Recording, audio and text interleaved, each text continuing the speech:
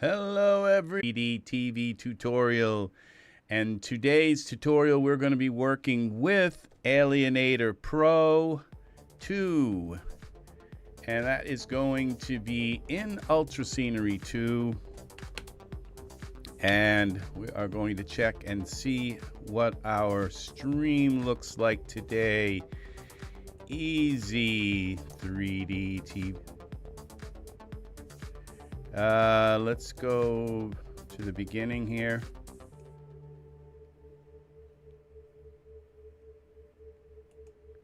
Okay.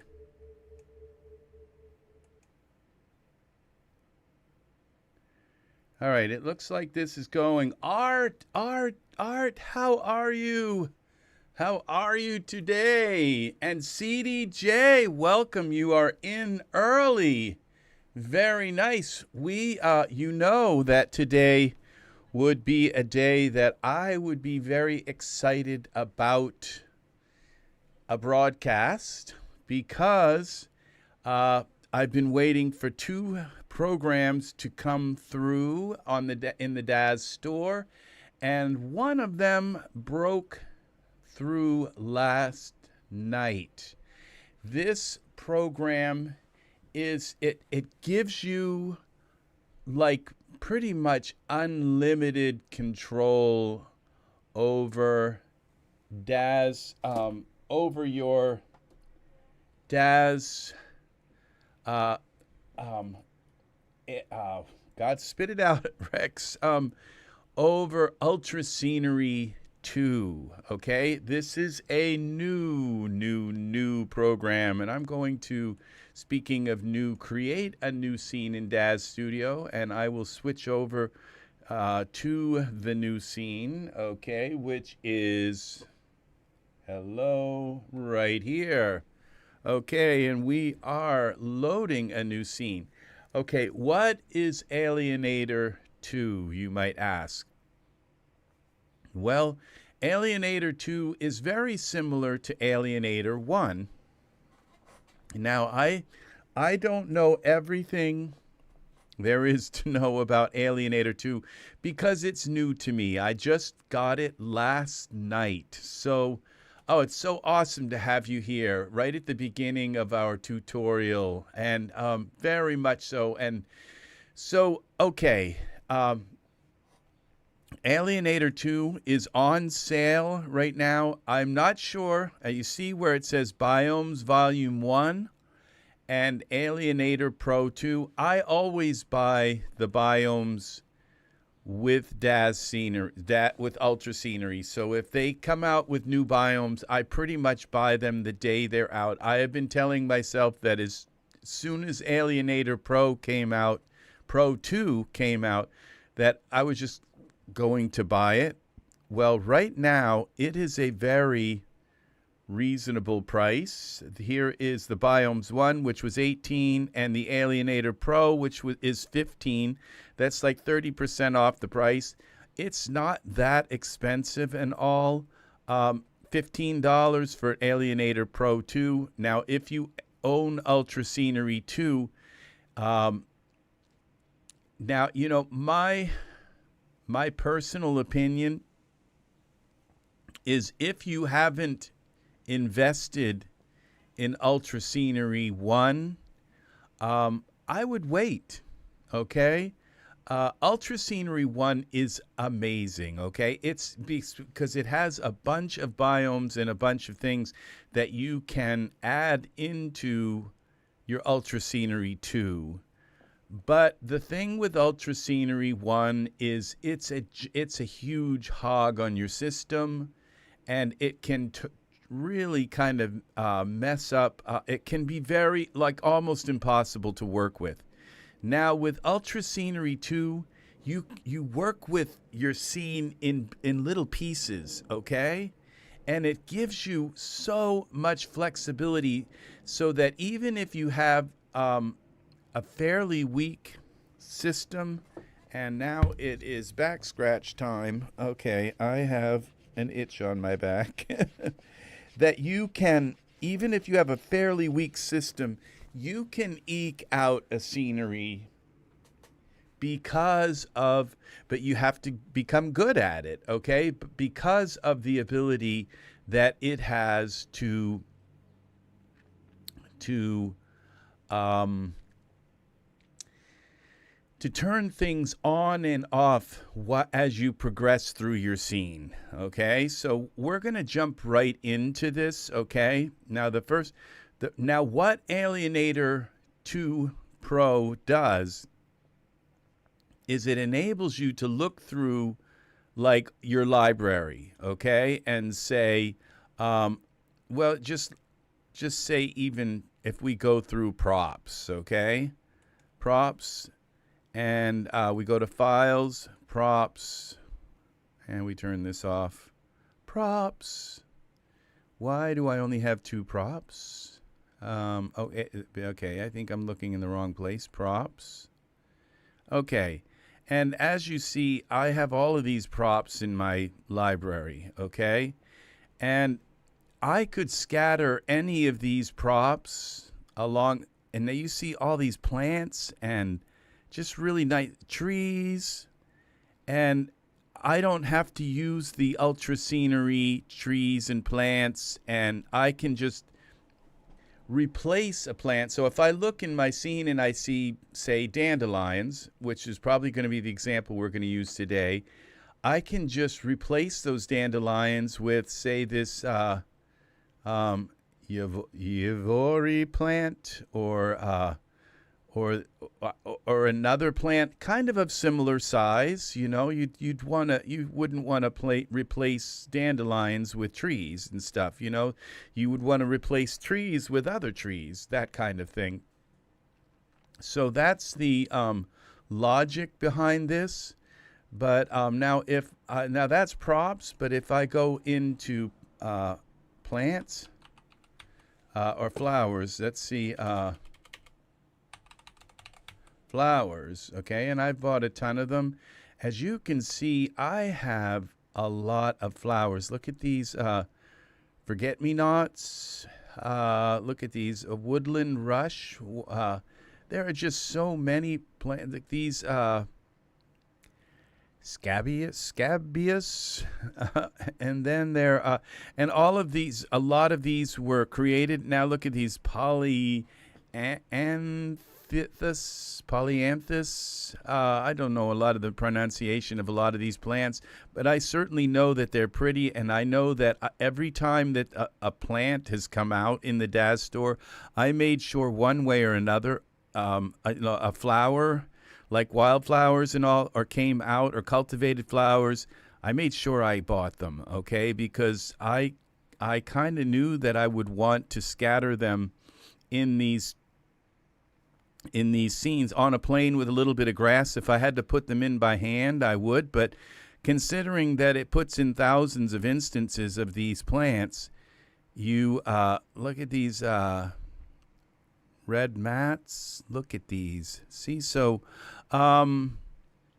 this is what it's about. It's taking and looking through your library, and you can look through your own library and just type in flowers and see what you have, and you'll probably find that you've got a ton of wildflowers in your library that you could scatter through a scene. And okay, so how do we do that? And see, that's what Alienator Pro lets you do, is like if you look and you scatter if you look in your scene and you've picked a certain biome, and you look in that scene and you say, oh, this scene has a bunch of like dandelions scattered out through the field. Well, there are probably about, maybe sometimes on the order of 10,000 dandelions scattered through the field. Miraculously, our computer can handle those kinds of things.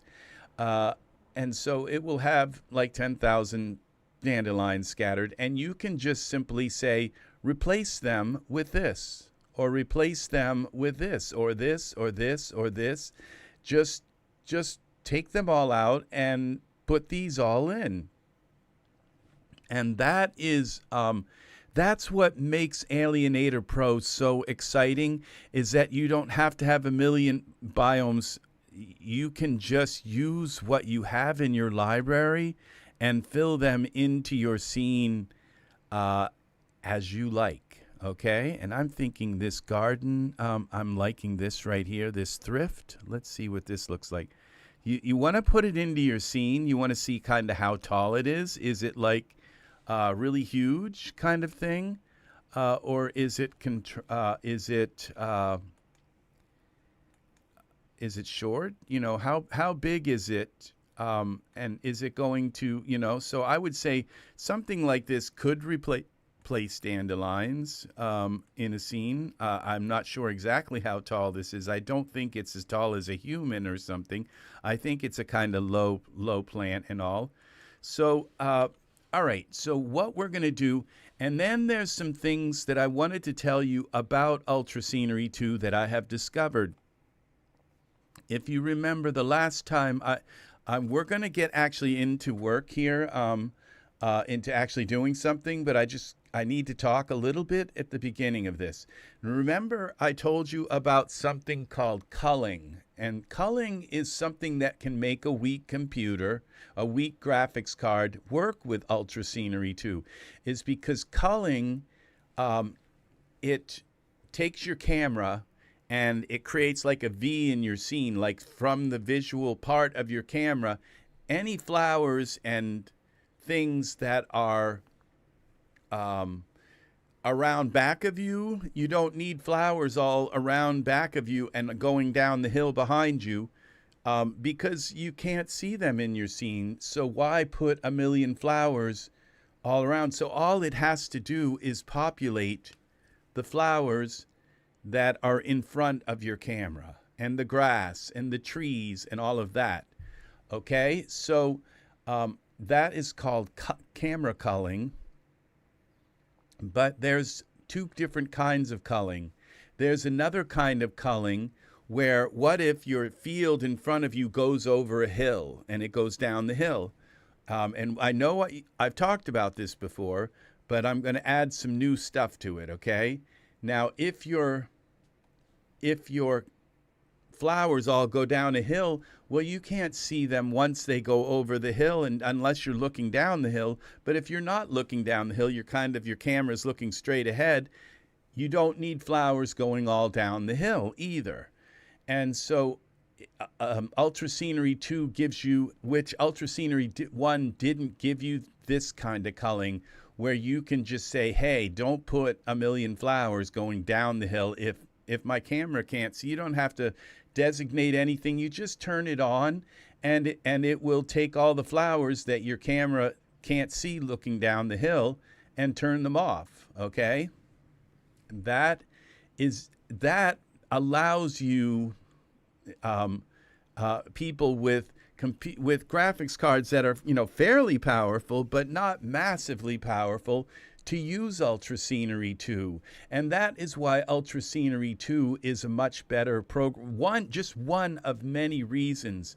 But the thing is that supposing you want the culling on the flowers and on the grass that are on the ground, but the thing is that if you turn the culling off on your trees, then when your sun comes through the forest, there won't be any shadows from the trees behind you, okay, because you've turned them all off, okay? And so maybe you want culling for your grass. Of course, you don't want a million pieces of grass behind your camera, but as for the trees, you may want to have culling for your trees. You may not want culling for the trees, because if you use like a distant light, that distant light can create a beautiful hard shadow,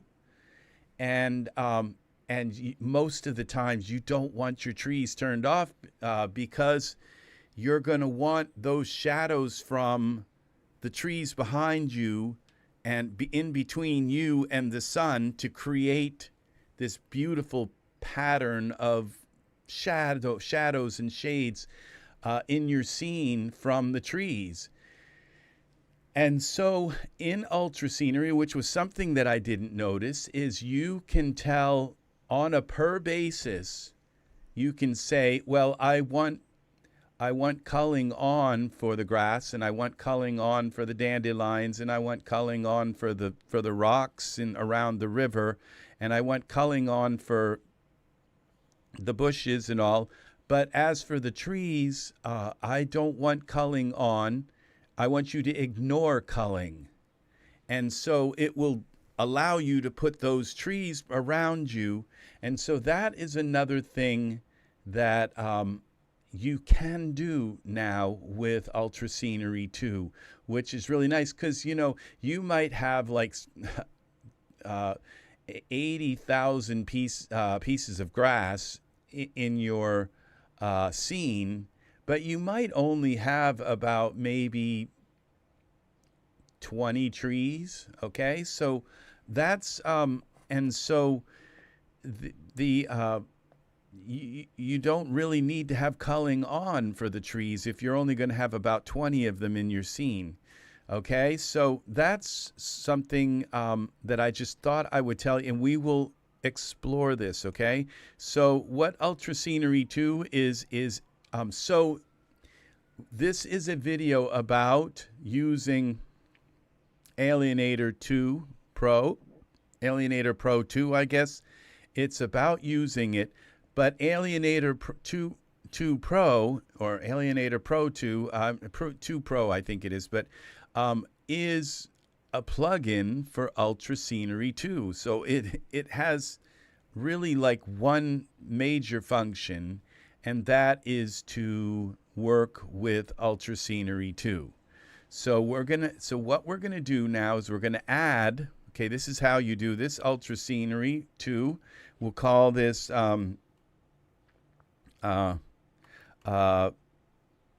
let's see, Wild Country. We'll call it Wild Country. Okay, just because I'm thinking of putting a lion in the scene.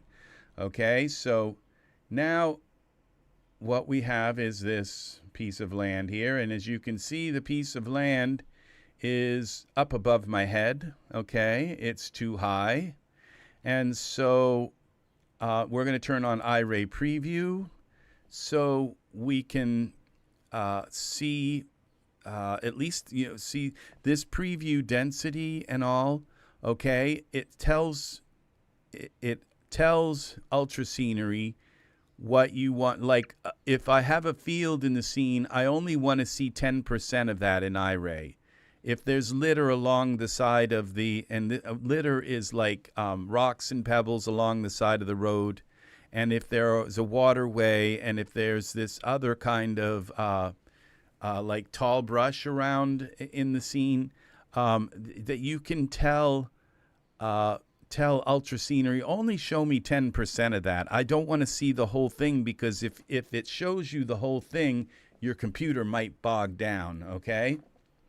And so only show me a little bit so I can actually work in the scene, because if Ultra Scenery just puts, 10,000 of these and 80,000 of these, and it's just, your computer's just going to go, and stop. Okay. And so it allows you to so you can view the plants and you can view the trees, but you don't need to view all of them, okay? And so it gives you an idea of kind of what it's going to look like. And if you want, you can just say turn down the forest and drag it down so that it's not showing any forest, and then show a little more of the field, okay? That kind of thing. And that's what's nice about Ultra Scenery 2, is you can work on it in little pieces and parts, okay? So that is what's nice. The reason why Ultra Scenery by default has the forest on all the way so that you can see all of it is because, like I said, there's only so many trees it puts in, okay? And usually from the beginning, you thin out the trees. You don't, if you want a scenery, you're generally not going to want a scenery with so many trees that they got leaves in front of the camera and you can only see about a foot in front of you. We're not talking about the deepest Everglades or the deepest part of the Amazon. We're talking about a scene which has a reasonable amount of trees and some grass and hills and things like that.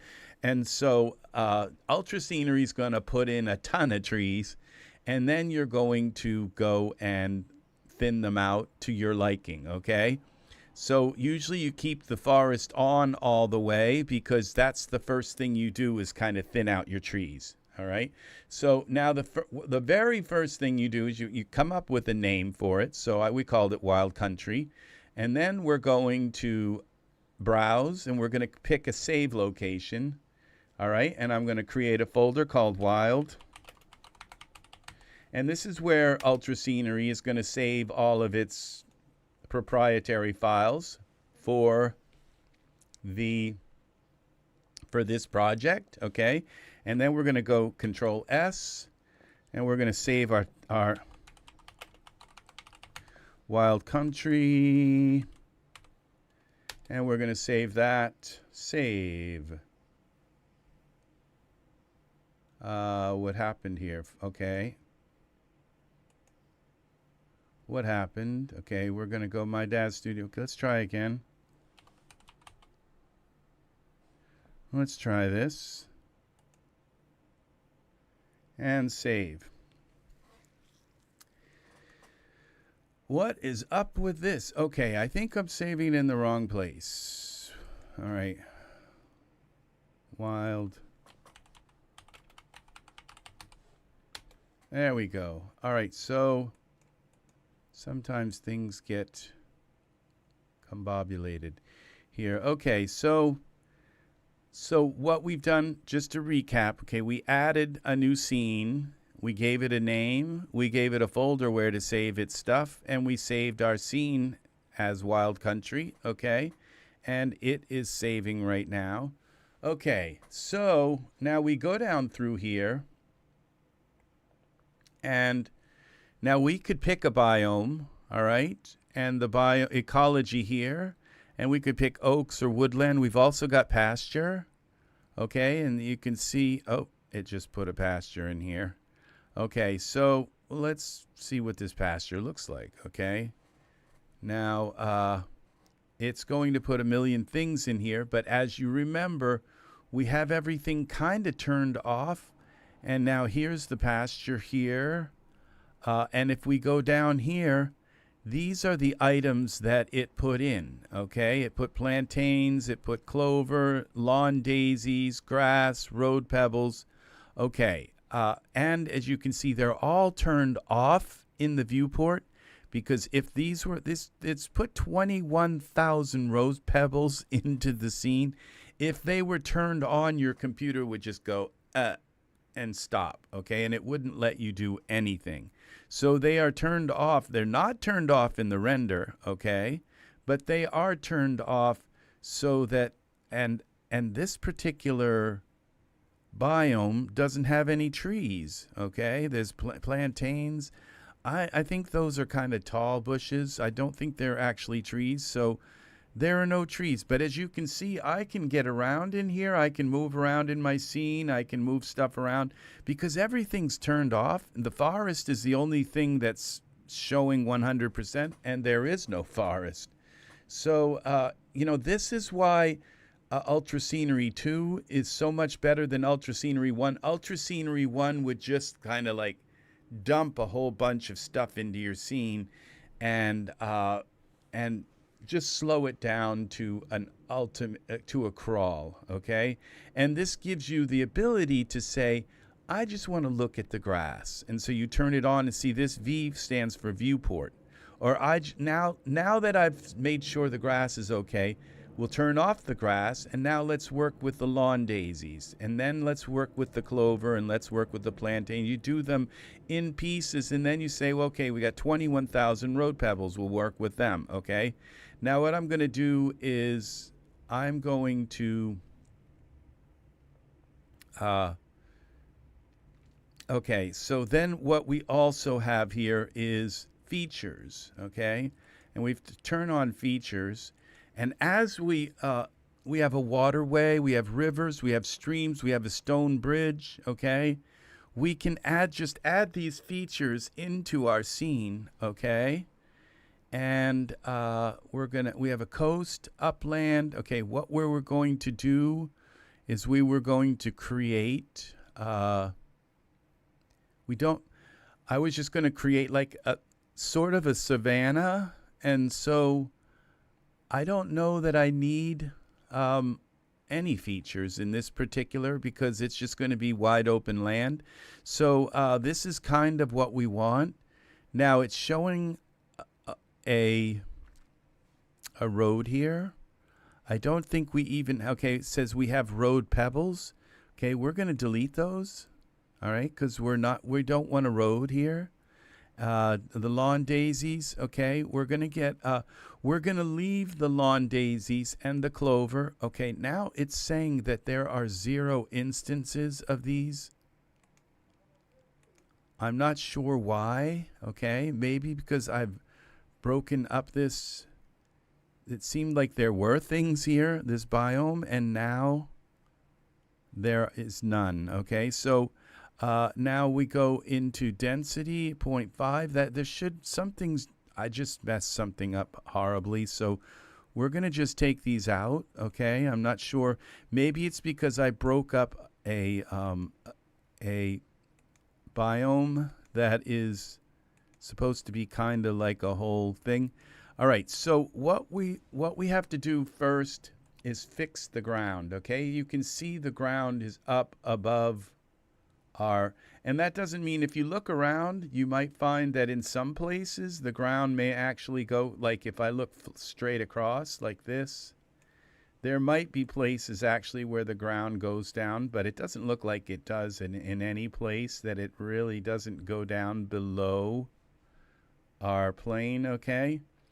And so what we're going to do is go up in the top here, and we're going to make this ground, see this terrain part? This is very important, this part. This is right near the top, okay? We've got the optimization, we've got all this.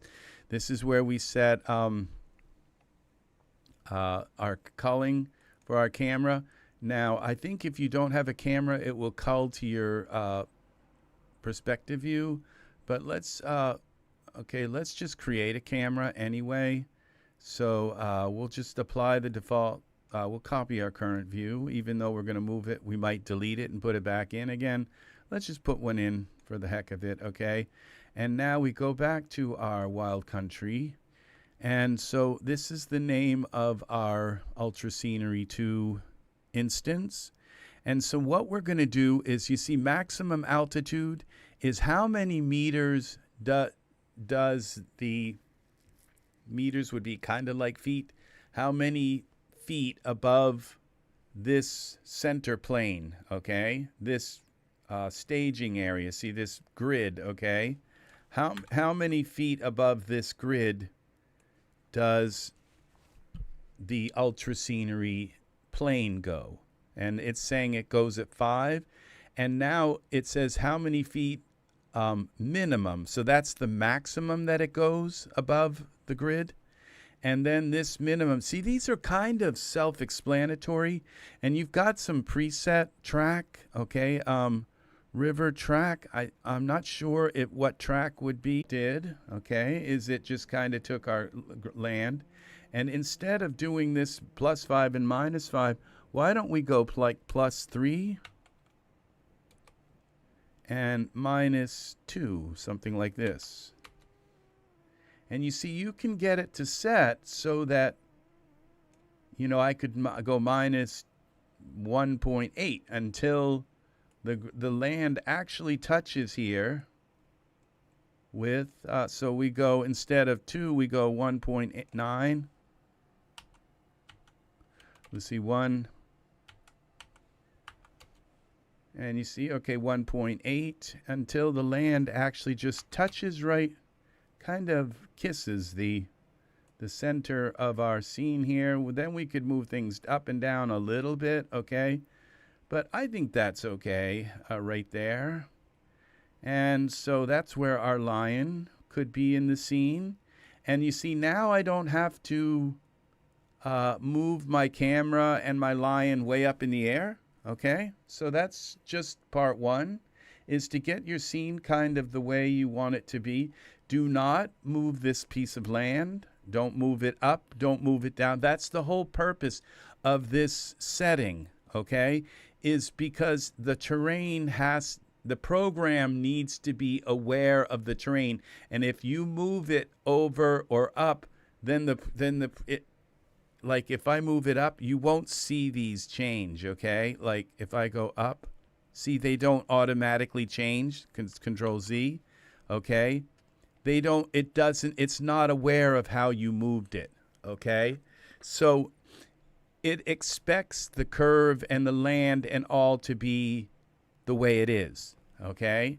And so the only way you can move this land is, at least at this stage, maybe, I don't think even at the end, once you got everything on the land, you still can't move it, okay? You can just not move the terrain. You have to use these terrain dials to move it, okay? Now this resolution sets how fine the wireframe, okay? So if I were to go up in the resolution, these little crisscross kind of triangles here would get smaller and smaller. 128 is fine, because I'm not going to be like trying to put footprints or something into the sand or something. I'm not going to be doing anything kind of radical with the ground. So I'm not going to be reshaping it or anything. So 128 is fine, okay? So that's that pretty much for setting your ground, okay? Now you have different, this map here, okay? This map, which is right here, okay? What I can do is just change the seed a little bit. And what it does is it just kind of gives us different versions of the same thing, but it just, see them how it changes the ground a little bit. And so at this point you can just kind of experiment with it until it's the kind of ground that you're looking for. Now this is pretty good, but it lowered the ground a little bit. So now I can come back down into here, into our height. Where was that? You know, it's not, there's not too many parameters.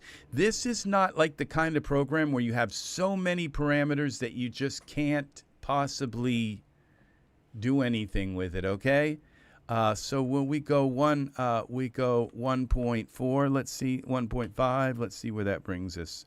1.2.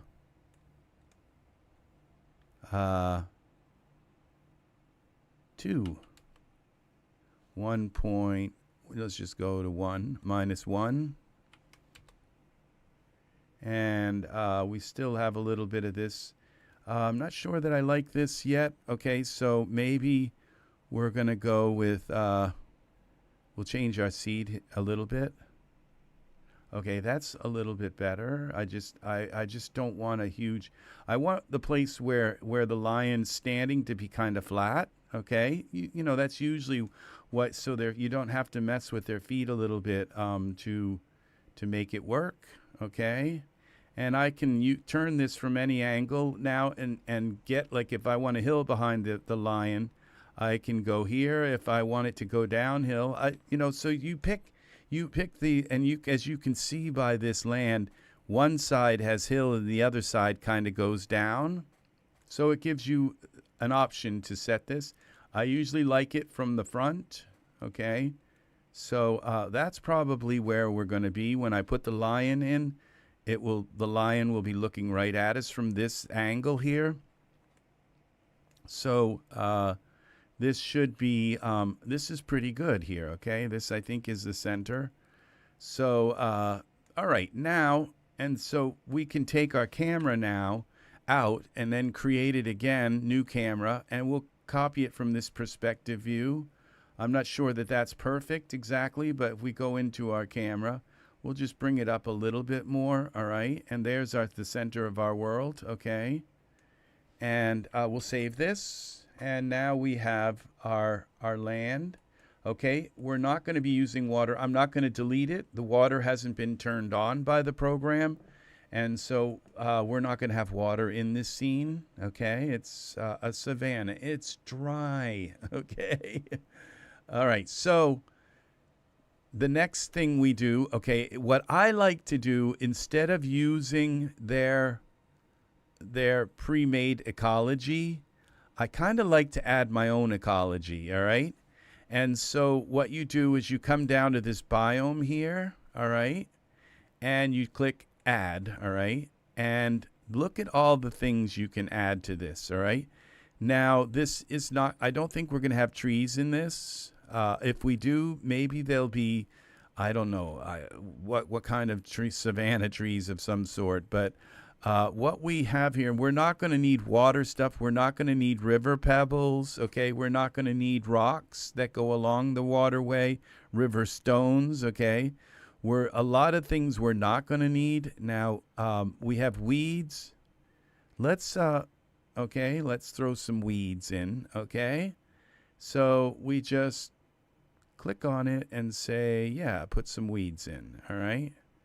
And now the thing is, we're not going to see these weeds because, and it put 20,000 of them in, all right? And if we, now this is the scary part.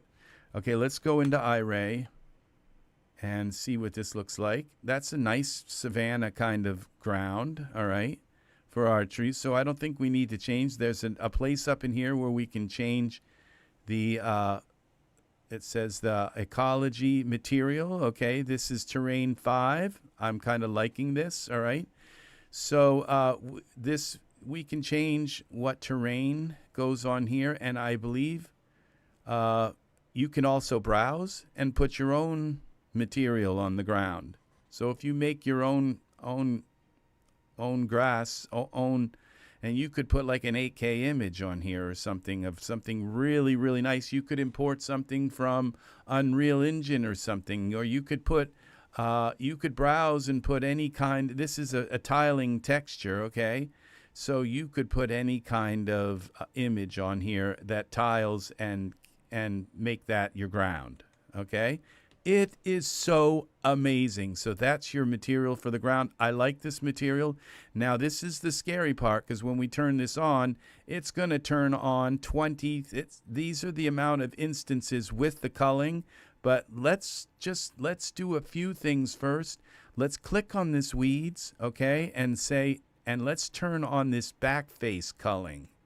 Now, what that means is that any grass that goes over the hill, okay, and goes beyond where the camera can't see, it will turn them off, all right? And then we'll also come in here and let's just bring the density down a little bit, just so we don't have like so much grass, okay? Now I just lowered the density. That brought it down to 15,086, okay? So now let's turn it on and see what it looks like. Now, okay, this is not all of the grass, okay? Why? Because remember up here, we have it turned down to 10%. So if we want to see the whole field, we got to turn it up to 100%, okay? And this is not, for some reason, this isn't coming up to the camera. Not sure why. But let's go down here and try and refresh this. Okay, I'm not sure why it's not coming up, but let's bring the density all the way up and see what happens. Okay, why it's culling there instead of that. Let's bring our camera up here.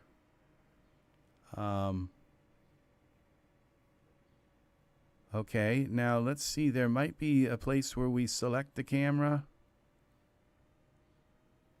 I think there's something maybe here. Extend forest ecologies. It's obviously picked the center of the scene for where you put your camera, apparently. I'm not sure why exactly, but if the camera is up this close, then it should be able to cull even more of it. And so we go into here. Now you see that's gone back up to let's redo this. And we have culling turned on, backface culling. I'm not sure why. Okay, now if we go with our density, okay, the density is all the way up on this particular thing. So, okay. Oh, now there's a thing here. Okay, I know what it is. One of these says something about distribution. Okay, it says something about show backface culling. It should be something like show culling in your. This gives you like everything you kind of need. This I just sit completely amazed at how this works. Now we go into our culling here, which is right here. Culling, include radius, current camera, and we have this current camera. Okay, include radius. Now, array preview, density preview. Okay, we have the field all the way on. Now,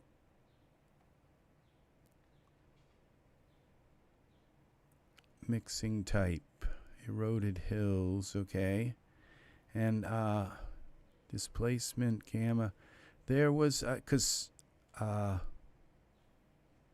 instance layer name weeds seed. Render layer, preview layer, okay.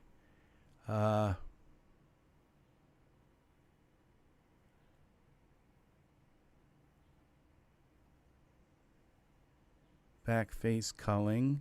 Now here is where you ignore culling, like for the trees, if we added trees in here. Okay, so let's add another. So we'll turn the weeds off. We'll just kind of leave this. I'm not sure why. Now, if I come out like this, let's try rendering this, and I don't think it will have this here when we render it, because it recalculates the biome, all right? And let's recalculate this just for the heck of it, because I'm not sure why it's doing this kind of thing, all right? So let's now go into our render settings here, and I guess we'll go to 1000, so we all right, and then we go here to this, and let's render and see if it comes up to our, or if we have this weird anomaly. This could be a bug. Yeah, because it's not supposed to have a big section like that, okay? So I'm not sure why it's doing that. Close. All right, now it could be this camera setting. Now we go back into our biome here, wild country, and we go back to ultra scenery 2. Now there's this thing up here. Okay, we select this. We got backface culling, spacing 1, instant spacing. Okay, it tells you the spacing, weeds, and density, extend force, ignore culling. So all of that's correct. But now there's this exclude radius. See, so exclude radius -1. Let's try -1. And let's go -5. Okay, let's see. Can we put a 5 there?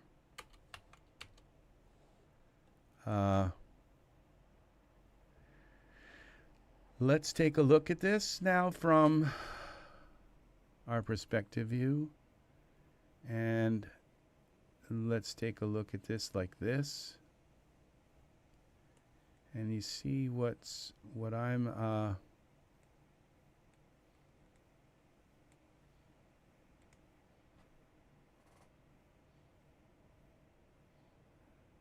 okay, now if we render this like this, you'll see that the culling, I'm not sure why it's not doing this. You see now, see how this is showing only, it's only putting it in the view of the camera, okay? But for some reason, it's not, iRay preview. For some reason, it's not doing. Let me close down Steam. Okay. Yeah, for some reason, it's not. Okay, so include radius. Okay, so we go.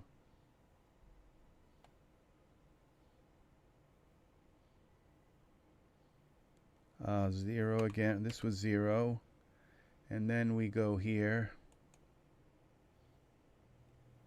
Exclude radius. Okay. This has to do with how far the camera is away from your scene. Okay. And where it actually exclude, like if you think of a radius around the camera, okay, and you say like 1 meter, okay, or -1 include radius, okay, so we go -1. Let's see what happens when we do this, and then we go back to our camera.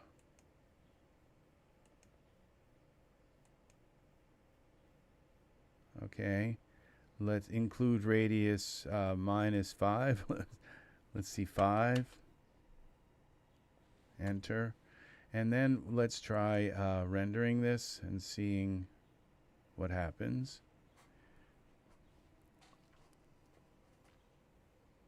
It seems like it's a little closer, but I'm not sure. Okay, but those would be meters. And so would you like to cancel this? Yes.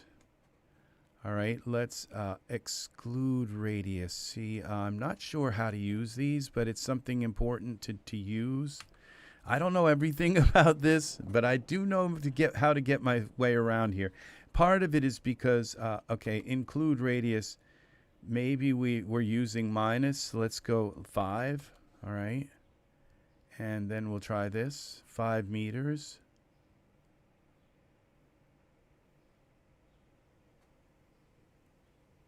Okay, that didn't do anything. This is our culling. Okay, remember? Now, so include radius. Let's try exclude radius. Let's go 10. All right, we'll just try it in the positive and see what happens.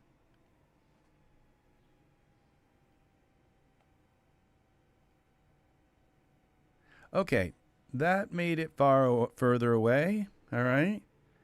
So then if we go -10, you would think it would make it closer. Okay.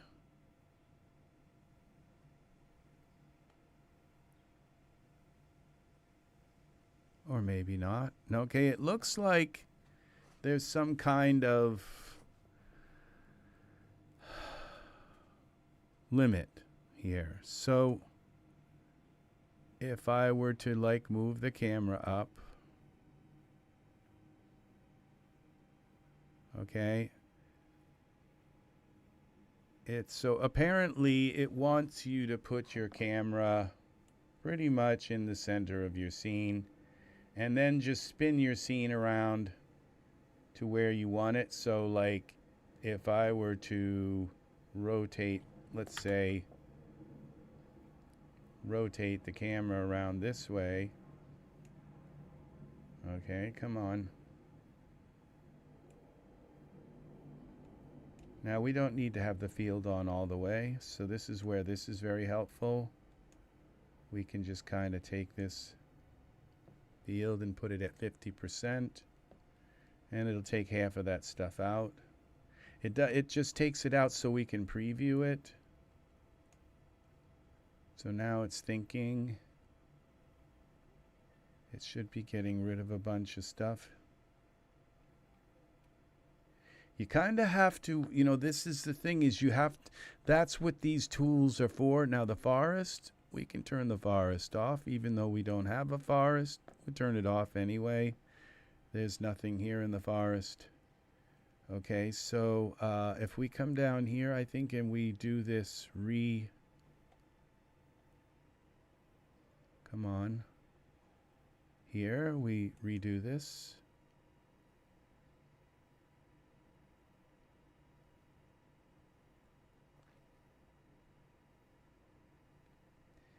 Okay, these weeds here might be new. There could be some bugs in this. Okay, so what we're gonna do, all right, this, okay, it looks like it did it behind us, but all right, so what we do is we come in here and we'll turn the camera this way.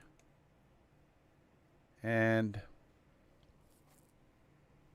I'm not sure why the culling, and this doesn't make a lot of sense why the culling wouldn't work for your iRay mode.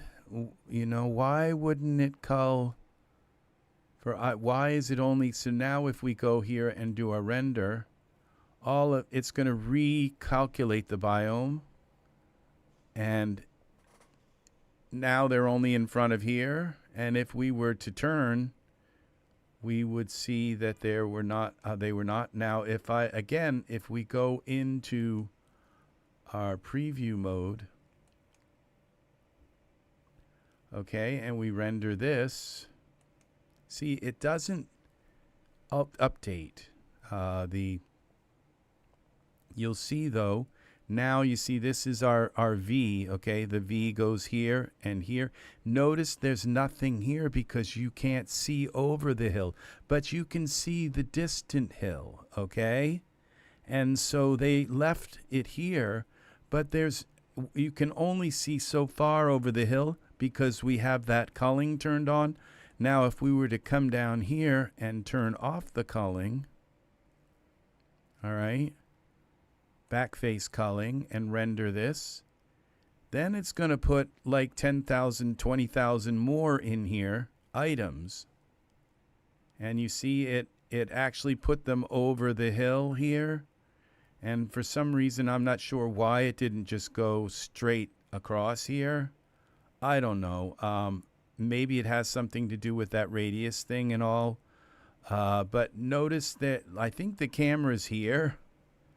And where's our camera? Let's close this down. Let's select our camera and kind of zoom in on the camera.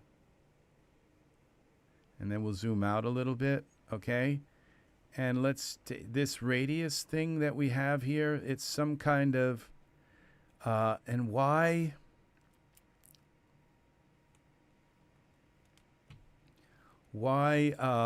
this isn't culling in iRay. This is to me kind of like a serious drawback, all right? Because it's, you know, and it is kind of culling, okay? Because it's not putting this grass everywhere. And another thing, okay, that we want to consider is why is there this big empty spot? Okay, and I don't believe these are bugs. Okay, I believe they're part of the way the program works. Okay, and you have to figure out it's the genius behind it. Okay, and I believe the reason why is because they are assuming that your water plane is going to be at this level, level, okay? And so you don't want grass growing underwater, okay? And even though when we go into this, see, I just wish the culling like worked, because we wouldn't have all these pieces of grass here. And we can come up here and just go into this field and say, just do 10, show me 10% of the field. Now you see, now I can kind of move around a little bit better. But you can still see that anything that looks like it might have been underwater, these are little islands, it didn't put grass here. Even though we come down here and we look at our water and it's turned off, okay? Visible with, okay, it's not even going to let me click on visible or anything here because it's turned off, okay? And so the thing is if you don't want, if you want grass everywhere, okay, then your water, and there's reasons why they did this, okay? There's logistical reasons why, okay? Is because when you put water in here, okay, it creates a coastline with little pebbles and rocks along it, okay?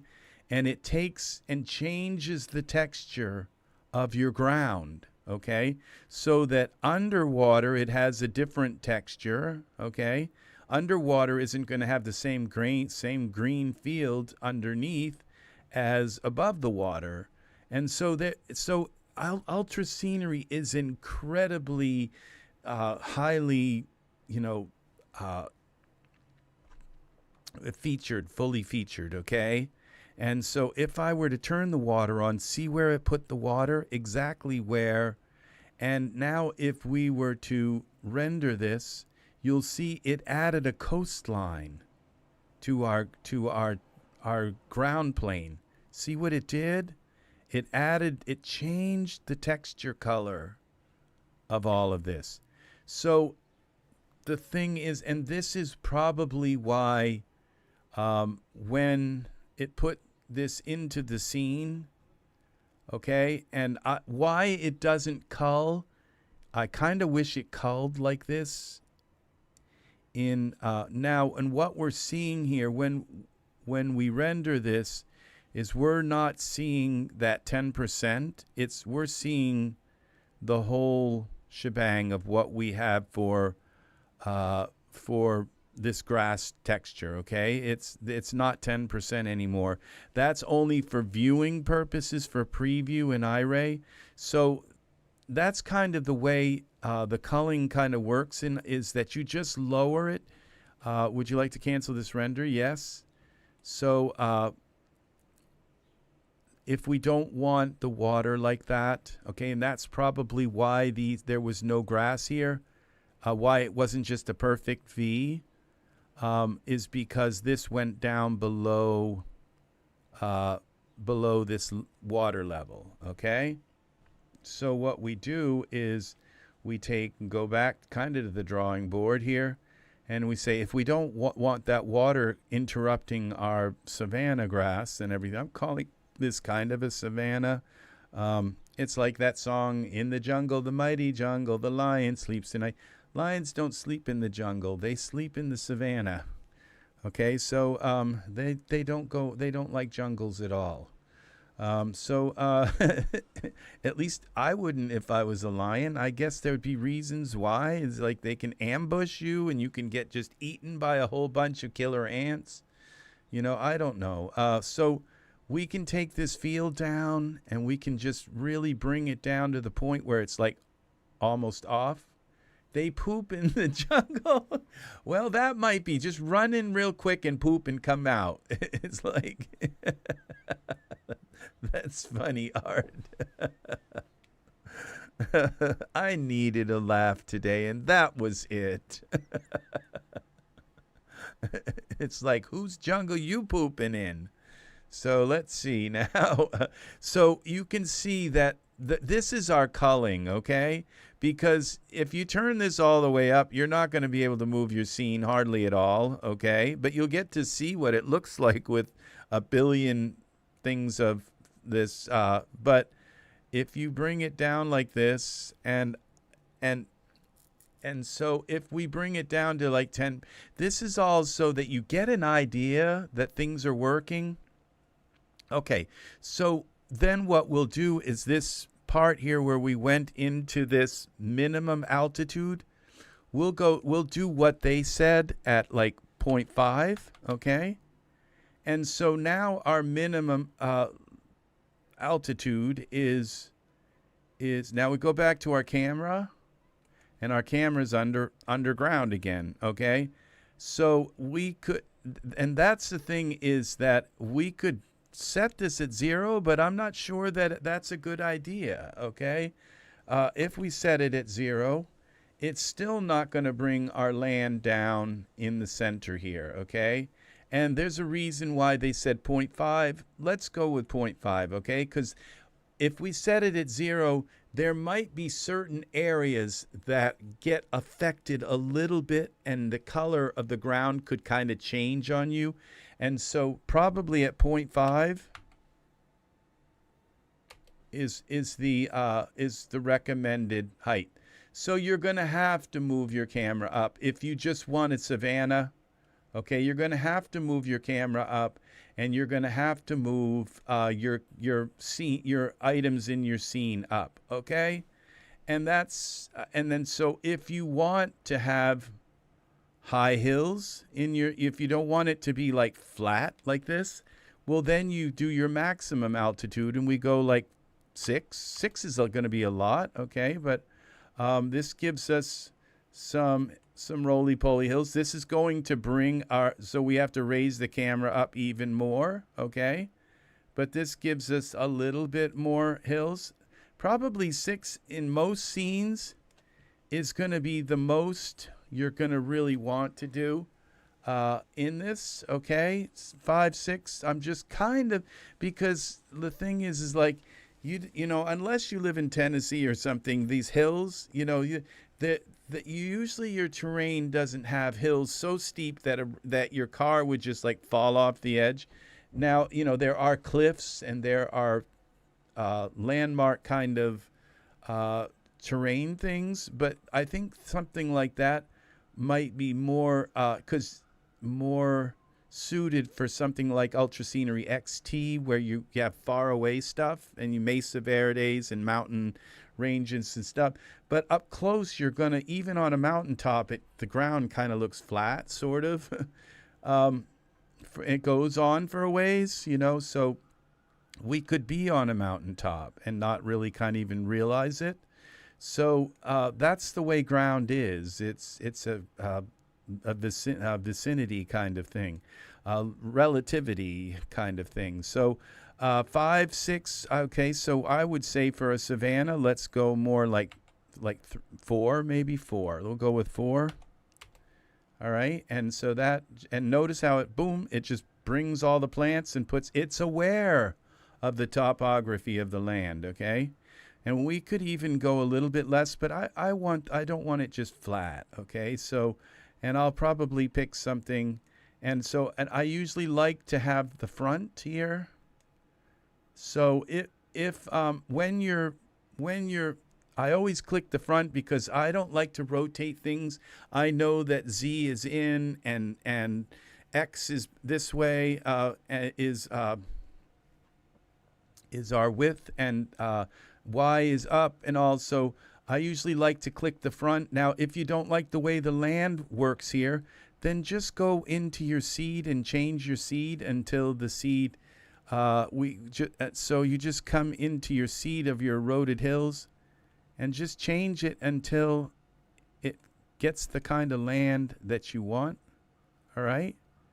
I think we'll go with that, okay? So, and you know that your land is not going to go any lower than that 0.5. The lowest part of your land would be is still above the water level, okay? If you want water in your scene, then you push your land down below into the minus, okay? So that's that. All right, so now we've got pretty much, so let's save this, okay? We're looking through our camera. I'm not sure how tall things are here. I don't know that I want to put the lion in yet, okay? But we do have culling, so now when we look at our scene through our perspective view, and we select this, okay, like that, and we just kind of turn this a little bit. Now we're going to see that with the back, we go to this weeds. Okay, the backface culling is off, okay? And now we could bring our density. Let's put a little bit more of our preview in. So we've got our field at 7%. Let's put it in at like 15%, or let's even go up to 50, okay? And put a lot of stuff in the scene. Now when we do a render, we're going to see that it is working, this culling and all of this. All right. And, okay, remember how there was no grass in front of our camera? That may have been because that part of the ground went under sea level, okay? Under our, not sea level, but the water level, okay? Where that's why it cut that off, okay? So, and this area here, like it looks like the camera's right here, but then there's like this weird, so I think that's what that sphere is. Exclude this, include that. It's so that your camera, you might want to have a little bit of a buffer zone around your camera, okay? So that's what that is for, and I'm not sure exactly how that works exactly, but you have to play around with it. It's something you can play around with and learn how it works, okay? So now we go back to our camera view here, and we should probably not have that cutoff part, okay? So, no, we don't, all right? So now when we go here to our, and render this, there's no cutoff, okay? That was what was cutting off our grass, was that part of the grass of the landscape went under the water level, and it got cut off, okay? So that is a shoo kind of thing. That's like a relief, okay? We figured out why that was happening. It's not a bug. And that's why I'm not inclined to think that there are kind of any bugs in this right now, because it's been made so beautifully. There's so much meticulous thought that's gone into this. So it's not likely that there's any bugs. And if you're experiencing something, it's most likely that you're just on the verge of learning something, like we did with the water, okay? And so now we know how to do this with the water, okay? Is that if you don't have water in your scene has to be up above a certain level, and you got to move everything up in your scene. If you're going to put a house in here, you got to move it up. The house is going to come into the center of your scene. It's going to be under the ground, and you have to select the house, move it up, move everything up, and place it on your scene, okay? That's the way ultra scenery is. And your figures, that if you move your figure too far away from the 0 point, that you're going to have eye problems, okay, with your figures. That's still a thing, okay? And so you can't put a figure way, way, way out in the distance here, okay?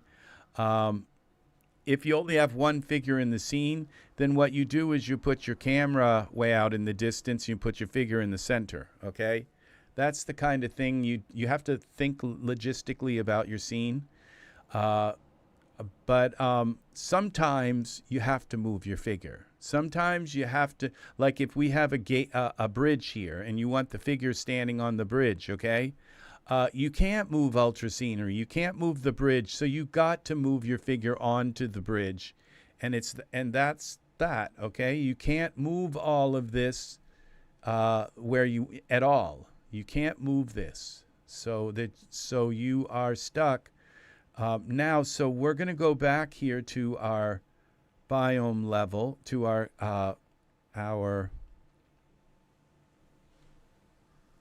and we're going to turn off some of this this field, so we don't have, so it's not occupied. Let's go back to about like the 10% they kind of recommend. Okay, that's just for preview. Okay, so that when we turn it on and off, it doesn't load at 36,000. And then we're also going to turn culling on. Now you see we're at 34,693. Now when we turn culling on, this backface culling, then things over the hill and all, okay, we're still at 34. Let's see what happens. It says that we've got this, but it won't be that many, okay? Because if we take and again look at our perspective view, and then we render this, we're going to see that it did the culling, the backface culling. So you can see there's no plants on the back face. It just happens that most of the ground that we're looking at is front face. But as you can see, there's none on the back face of this. There's none here in the back face of that. And apparently these are visual from the camera view. All right, look at this beautiful map that it's created. This map, it doesn't, other than the little teeny kind of squares in it, there's some kind of pattern here that's natural, other than these little squares that look kind of terrible. And I'm not sure that there's anything you could do about that, because if you wanted to have I don't think even a 4K map would cover this. So, and you wouldn't want it, because then you'd lose these kind of colorations that are in the ground that they've used. They work so hard to create. The texturing of the ground is like a masterpiece in this program. It is a masterpiece. And now we go back to the camera, we look at the ground. Let's look at this in iRay. And let's see what it looks like. And you see, I don't really see that repeating pattern here. And you can see these little gradients of the green that kind of comes through, and you can see the far off distant fields and the hills and stuff like that. If I move my camera up, it will readjust the culling so that the back face culling and all of that stuff. If I flip my camera all the way around, it will then readjust the culling, all of that automatically. It just doesn't do it in iRay. So let's turn off the weeds now, and let's move to another type of, let's add another. So they're off. So it's like all we've got in our scene now is a piece of terrain. Okay, so that's why you can work on this in little pieces. Okay, and we've got wildflowers. Let's see what this looks like when you select it. All right. It looks like it's putting just bunches of these wildflowers all around. Wildflowers. These are daisies. Let's add them. Okay, because we're going to replace these. Okay, remember, we're going to be putting our own stuff in here. Okay, so let's put the wildflowers in. Okay. And now it put 9,000 of them in. Let's see what they look like. Now it's only showing 10% of them, remember, because this is part of our I believe they would be part of our field. So we can, the other ones are turned off. Let's go at 100% and see what they look like. Okay, that is what the daisies look like. So again, now when we go into our perspective view, we're going to see that when we do a render here, that it's culling it, okay? But it's not backface culling it, because we didn't turn backface culling on. There are daisies here or not, whether if you believe it or not, they're supposedly here. Okay, close. Doesn't look like they are, but they are, I believe, there. All right, so we bring this field down here. And now what we'll go bring it back to 10%, okay, so we can kind of manipulate around here. And we go back to our camera view. And now let's take these daisies and let's take the daisies. Where are they? Okay, so what we do is we go now into our props up here and we pick what we want to replace the daisies with, okay? And so this is a kind of hard part, okay? But we've got to find something to replace the daisies with, okay? And I think these forget-me-nots are nice. Let's see what else there is.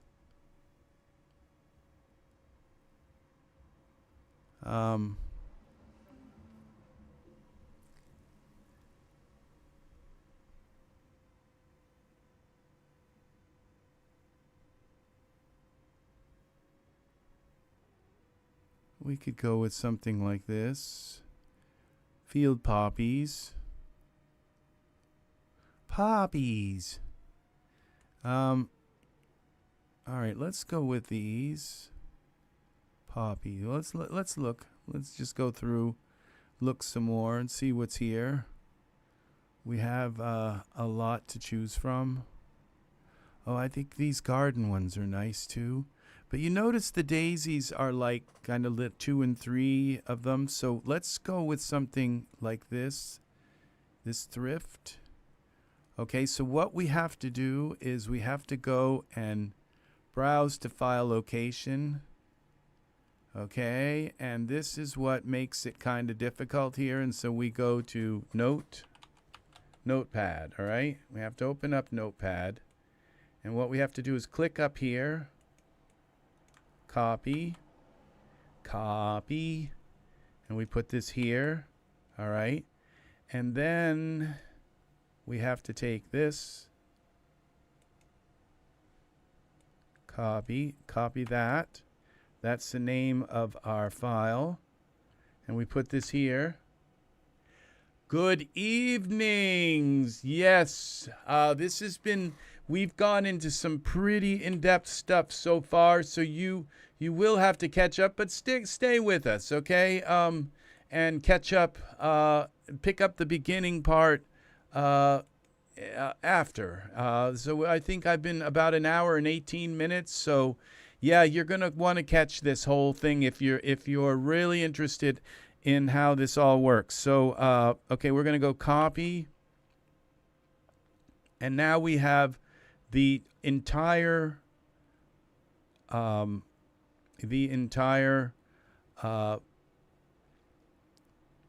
path, okay, for this particular asset.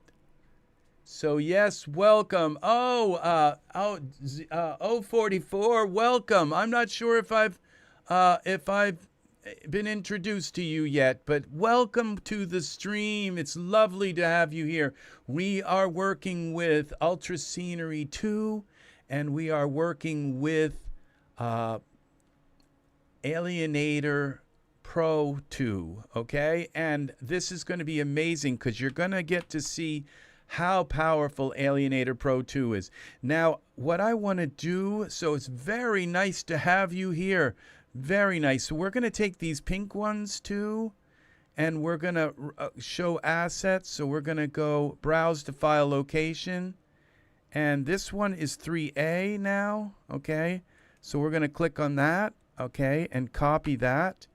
And what we'll do is, okay, this is 3B and this is 3A. So we're going to put this here. And then what we're going to do is copy this.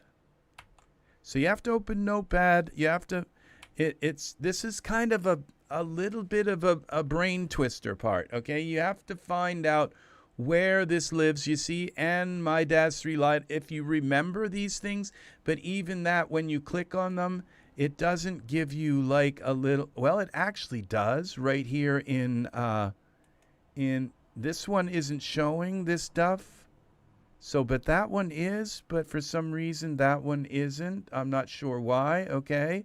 So, but it is showing a little bit of a picture of what some of these are. Oh, okay. Some of them are PNGs, okay? And some of them are DUF. Okay, we have to make sure that we have both DUFs. Okay, these are DUF files. That's the actual object. And then down in here, it also shows you a little PNG of what is a terrible resolution. But, and let's hope these are, they're DUF files, so there's a good possibility that they're iRay. That's another thing, is are they iRay? And you could click on this and open this. And, or what you can do is go to the prop, explore product, materials. Okay, these are all MTL, so they are iRay, okay? MDL, excuse me. All right, so we have now something that we can swap these out with, all right? And this is the part that I've done this before, but I'm not very good at it yet. Okay, so we have now this, all right, brightness manager. For some reason, I have lost, my thing that I put in here. Okay, they were in here last night, and now they're gone. So I'm not sure why sometimes I lose my scripts. Oh, my computer crashed last night in the middle of a render while I was sleeping. Okay, so that's why we lost it. So what we have to do is, so I'll show you how I kind of put these products up into, so yes, this is going to be fun. So what we're going to do is these daisies here, we're going to replace them, okay? With, this lion on the savannah, I want him to be in amongst all these like really pretty flowers and stuff. It's like this, beautiful, strong, lion in, a dandelion kind of, sort of. All right, if you can follow. All right. So we're going to have, we're going to take and select both of these, right click, create custom actions, and it's going to put it in the most used, okay? And that's where I like to, would prefer these two to go. So when I go to scripts, most used, and there they are. Okay, set builder. Okay, now I forget which one I need to use. So we're gonna, he's a dandy, I know. It's like, it's the kind of things I do. I like to just take and make things kind of obviously mixed, okay? It's the way my mind works, okay? Stir things up a little bit in life. That's what makes life so beautiful. So, all right. So, but he's going to be a very, very strong, powerful dandelion. Okay? So we're going to give him some good strength, okay? In a world that is perceptibly beautiful here. So, now we're going to go here into our, okay, we have to select our Ultra Scenery 2, which is this wild country thing, okay? This is our Ultra Scenery 2 thing, okay? Then we go into the scripts, and I'm going to take a guess which one it is. Let's go with the set builder and see if this is it. Okay, this is not it. Okay, I can tell right now. So we'll close this. We want to exit that, and now we're going to try the other one. And this is the Ultra Scenery Alienator Pro 2. Okay, so we open this. An Ultra Scenery 2 node selected to run the script. Well, that's what this is. Let's try it again. Script.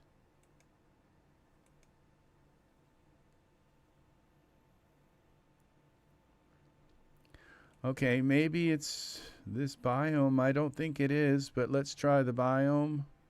Script most used, alienator. No, this is okay.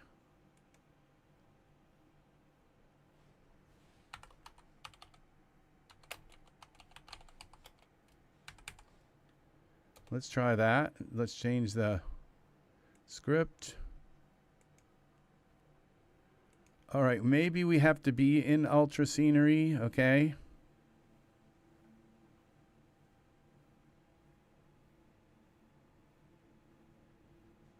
Where is it? Okay, usually this opens up. Oh, here it is. Maybe, okay. All right, that changed the name of that. Okay, so now let's try this. Okay, we're going to save this. For some reason, it doesn't know what this is anymore. I don't know why. Maybe I fidgeted with it too much, but I don't think I did. Oh, the water is turned on. It's supposed to be turned off. Let's try that. Now, see, that could have been why the water was doing that at below the sea level, because it was actually turned on. It's supposed to be turned off. Let's see what happens when we try this now. That's an Ultra Scenery 2 node. I beg to differ. So let's close this. And let's try to open this again.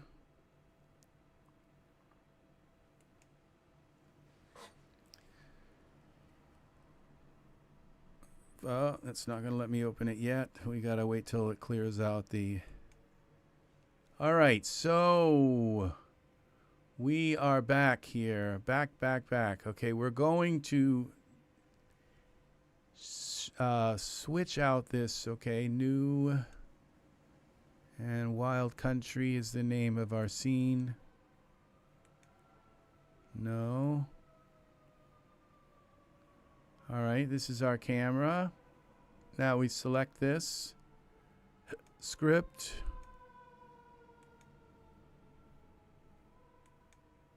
Why is it doing that? Okay.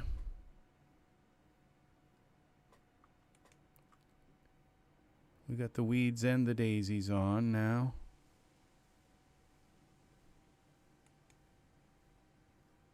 Water, it's off. Water should be turned off. Okay, when I click on that, okay, Z, maybe I've done something to corrupt this. It recognizes this as an ultra scenery. All right, let's go into this Alienator Pro. All right, let's try the set. Okay, this wild country. Let's try that and make it a set. New set. Okay.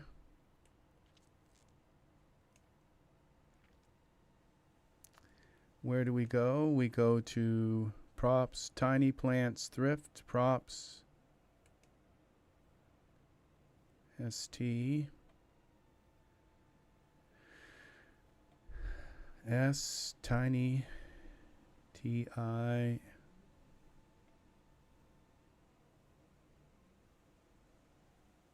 Let's look at this again. Props, plants.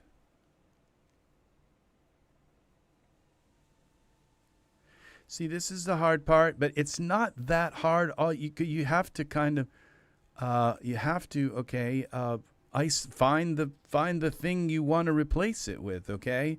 And so tiny plants thrift, okay? And what was this now? How many more? Okay. Garden 03 Thrift Garden 03B and A. Let's see if we can load them both. Thrift Garden 03 B and A. I think those are them. Open them. Okay. And save set. Set name is too short. Okay. Thrift Garden. Let's just try this. TH.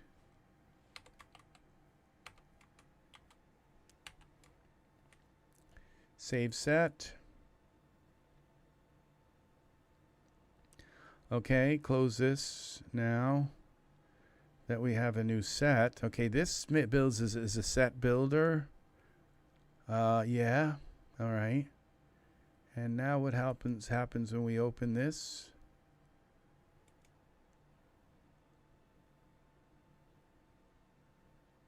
All right, node selected. It is selected. So somehow I have corrupted this. Okay, so we're gonna just go here. We'll go with this new set like this, and then I think I can load,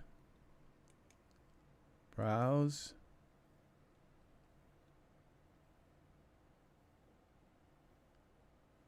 Okay. We go select this. And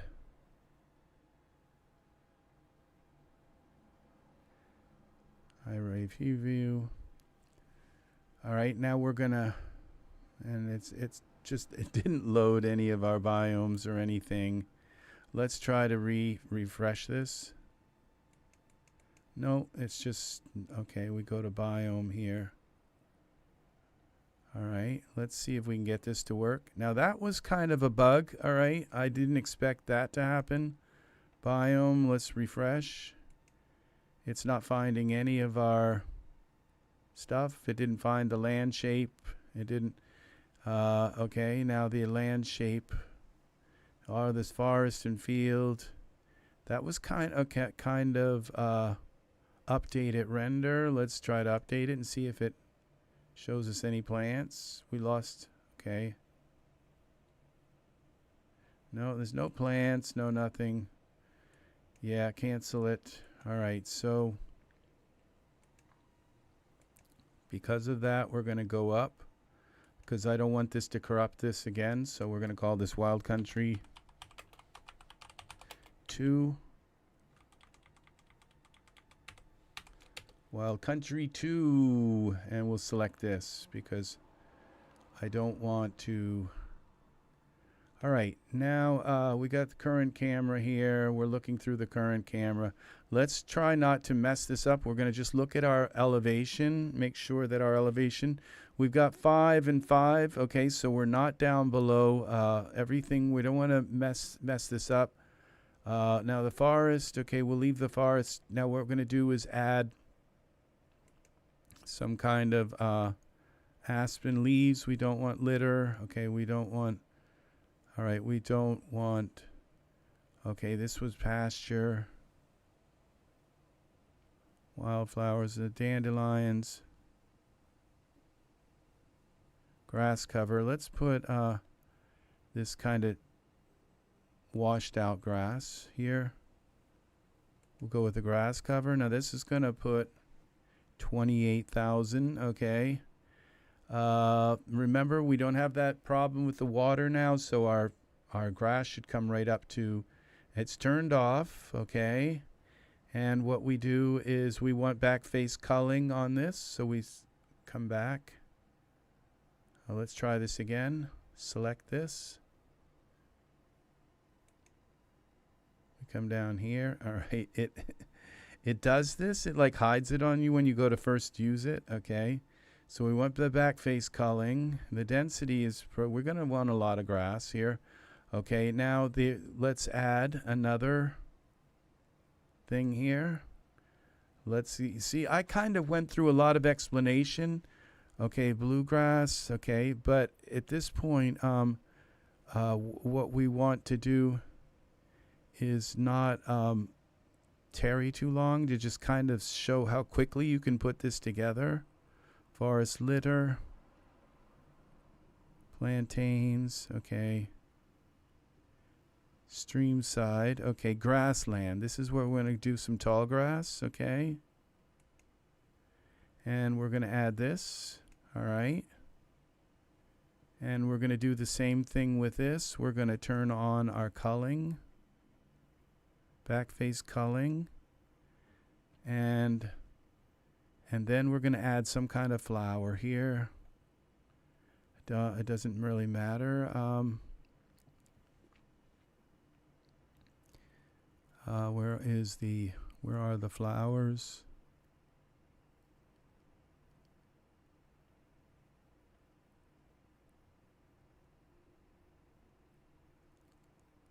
What was that? The daisies.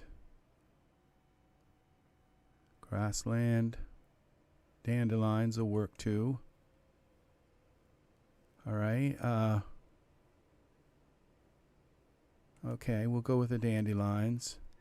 Now, I think what I'm going to do with the dandelions is, what makes this kind of difficult is that all of, well, not really, I guess, but now these are all turned off. Now the dandelions, I don't know that I want that many, so we'll go to, now we're going to do the backface culling on the dandelions.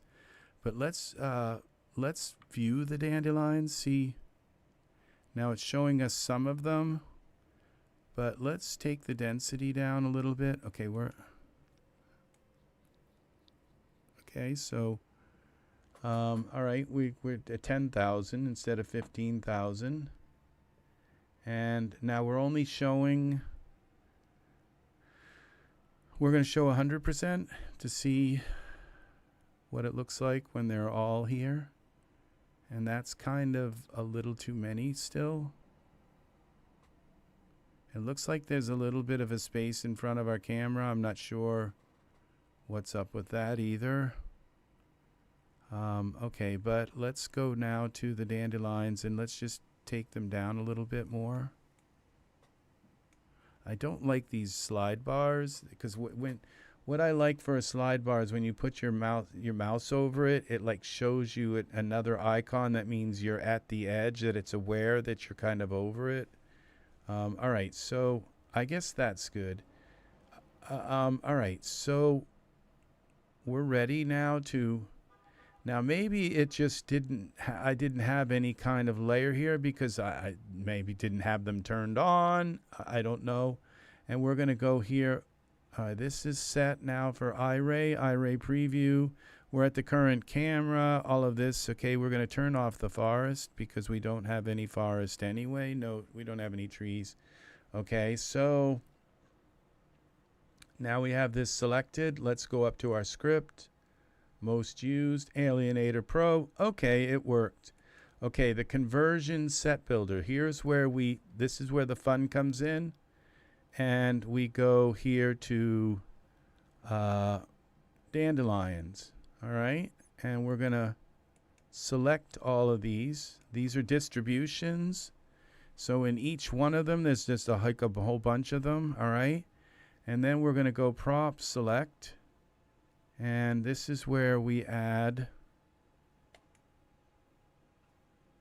I think we have to go here.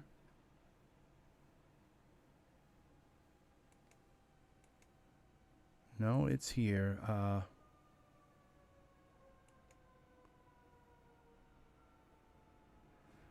All right,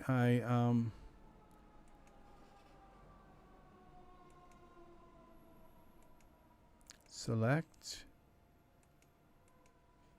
conversion set from the list, conversion set name. We're going to call this Thrift Garden. All right, and now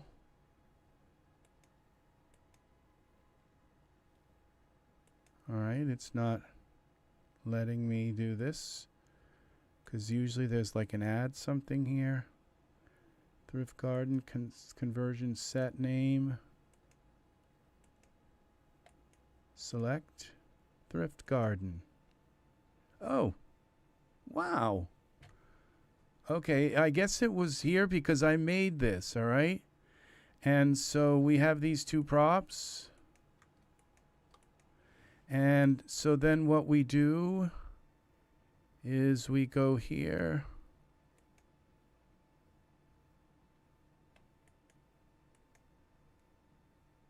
Link. Yes to all. We go here again.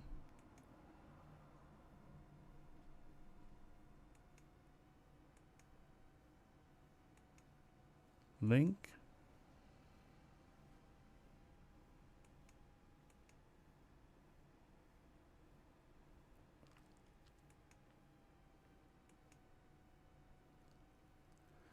All right, I'm not sure what I just did. Oh, here we go. Dandelion, grass patch. We don't want to do this. We want to delete this.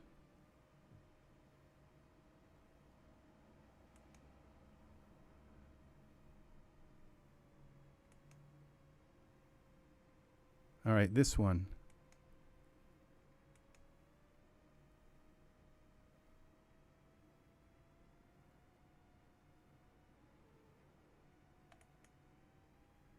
It's not deleting. Remove. Okay, there we go.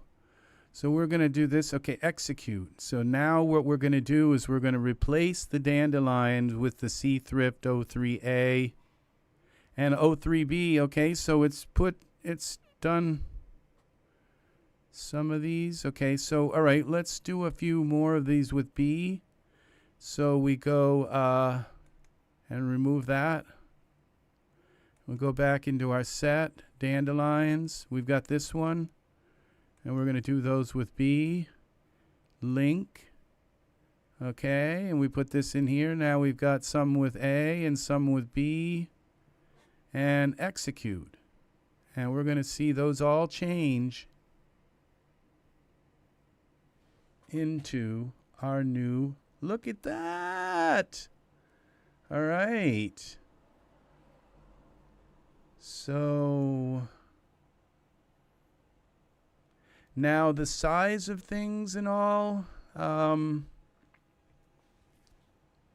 not sure what you do with that, okay? Because I kind of would like these to have been larger, like a lot larger, but almost like a jungle. But now it's taking its time to figure out iRay, and there's probably a lot more of them than here than what it looks like. All right, so let's play around with this some more then. Let's go now, and now we go here to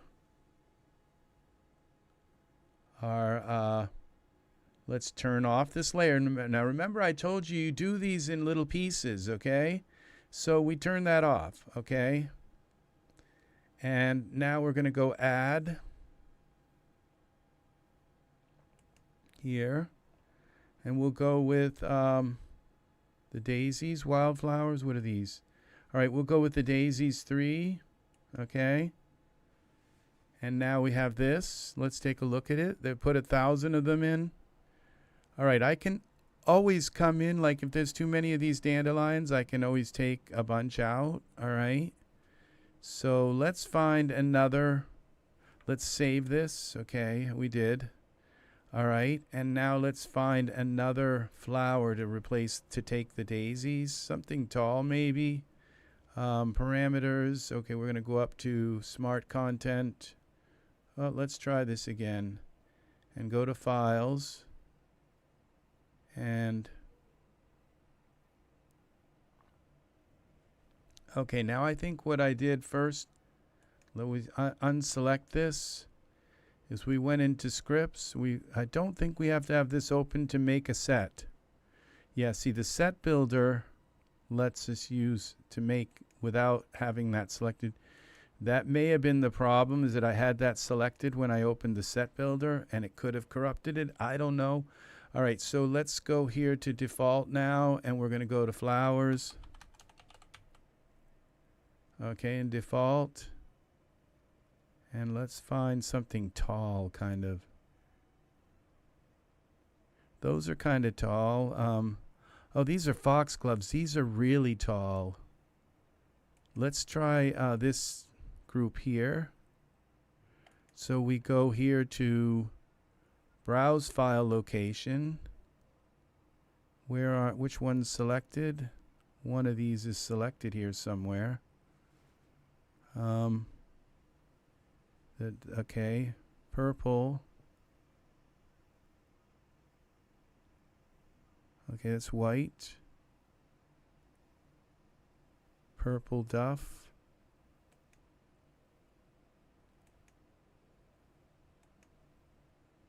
O3 purple. Okay, we'll go with this one. So we come up here, we copy this, put this here. V. Now I might not need to do, okay, this is, we're just so we know where it is, okay, and what the name of it is, then we put this here, and we go here, and we select this name, copy, we'll do the purple ones, and we'll do, where are the pink ones, pink. That's purple. This is the pink one. All right, so we're going to go copy.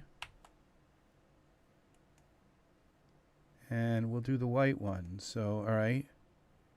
So we go here, V, and then we take this like that.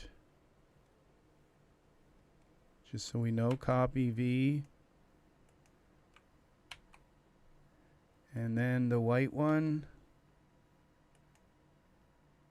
White tip. It's kind of, here's a white one here.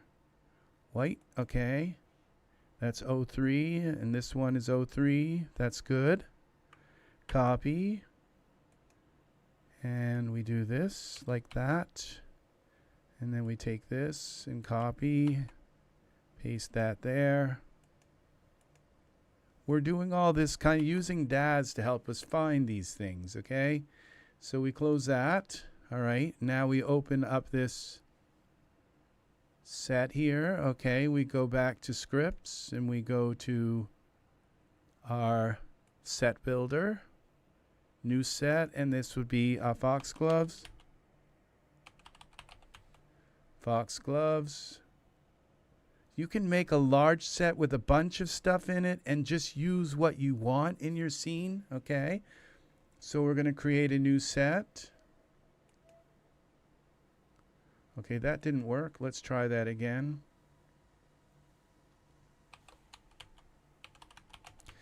All right, add. Okay, now where are they? It's plants. Okay, plants. W, I think it's in the W. WG, foxglove plants.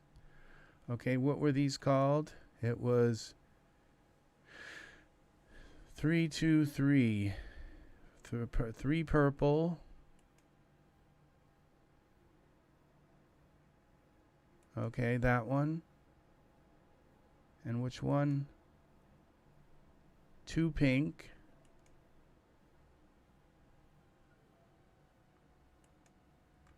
And the other one was 3 white. Here it is. Open. Look at that. Okay, save set. Foxgloves. Now close this. Yeah. Now we select our Ultra Scenery 2. Scripts, most used, Alienator Pro, set builder, okay. We're going to add our foxgloves, and luckily it only saved the ones with the stuff in it. And now this was the daisies, right? So we'll link this one with the pink one. How many daisies have we got, okay? All right, we'll go 2 daisies. Oh, we got 1, 2, 3, 4, 5. So we'll go to one pink. Oh, we'll go 2 pinks. Link. All right, we'll go 1 purple. Link. And 2 white. Link. Conversion sets, okay, execute, foxgloves,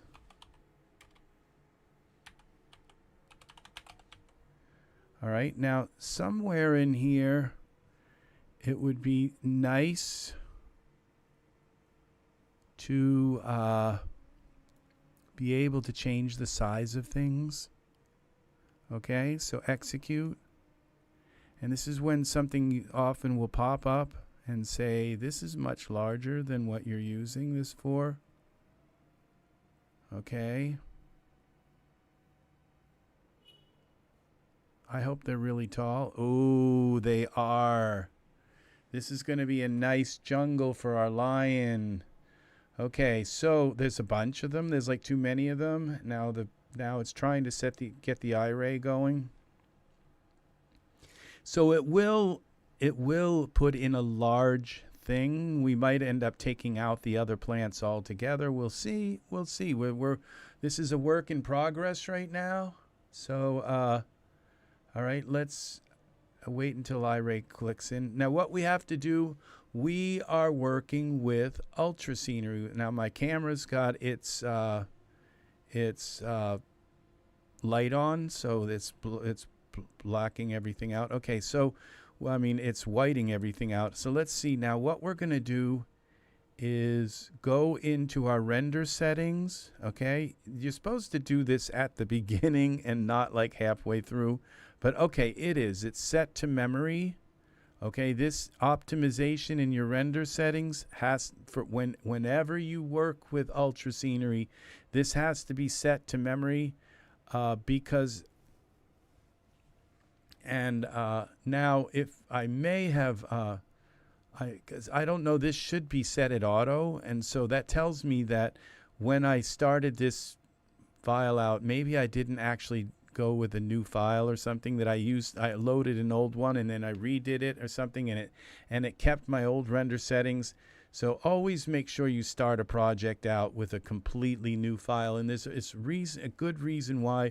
It's like when you're whenever DAZ Studio gets updated and all, it can change what a new file is. And so if you use some kind of template and you always load that template, you could be loading a kind of an older DUF file into that new, and it could so always use the new file dialog here and pick a new file when you start a project. Okay, and it's just you won't run it. There's less likely that you're going to run into problems. Okay, so we're going to go back now to our ultra scenery. I think most of our things in this scene are in the scene, but let's see. Let's find now our ultra scenery 2. Okay, so now these are these dandelions. These have different names, and it won't let me rename them. And this one's daisies now. So, all right, so we have a lot of daisies in here. And so what we can do is just come down here. Now the backface culling, remember, turn that on so that they're not going to be showing where we couldn't see them anyway. In all probability. Okay, so now we can still lower the amount of these. Okay. And so we don't have quite as many. There's still a lot of them. Now you see there's 6,700. Now there's 4,000. Okay. We can go down even lower. All right. And then we can change the seed, which is the distribution, so that we get one that we like doesn't have them all in front of the camera. Takes a moment for it to See, this is why I don't like this. I don't really like this slide bar. I don't know what it is, but I just not sure that I like it. Okay, see, that one wasn't bad, but let's see. Okay, this one gives me a place to put my lion, maybe on the side here. Let's try a few more. Okay, that's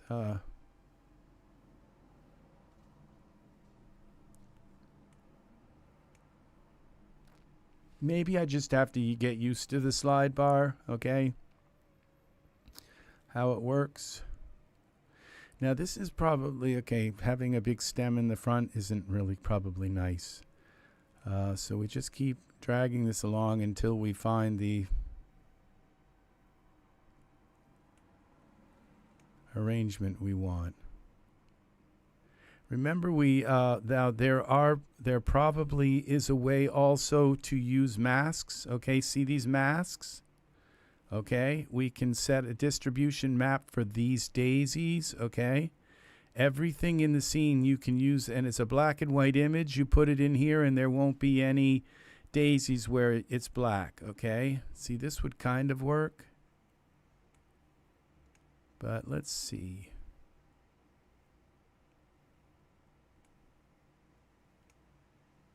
There's 1 million seeds. I'm not exaggerating. I believe it's actually 1 million. Yeah. So there's a lot of options. This is seed number 1 million, and each seed is the same. So if I come back, if I go to like 7,000, all right, and I say, well, I think I like that 1 million one, it's not going to generate a different one. It's going to be the same as that last one. They're all the same, but they see, when I click on this, it doesn't do anything. It's just I don't know that I like this drag bar. See here, it's a drag bar. Yeah, okay. All right, this one work. Well, now we've got this in the front here. I'm just not sure that I want them up that close because I'm not sure how high the quality is of them. So, and this is why you can set the circumference of the camera, those kinds of things. Okay. This, if I move the camera in a little bit more, might work. Yeah. See, I don't know what I'm doing. I don't know if any of this is going to work. I have no idea at all. So this is, there's only 3,000. So what we could do is just come back out a little bit, maybe. All right. Okay. This is, okay. We could come back out a little bit, like back where we were. And we could just take the density again on these and bring them down a little more. We don't need that many of them.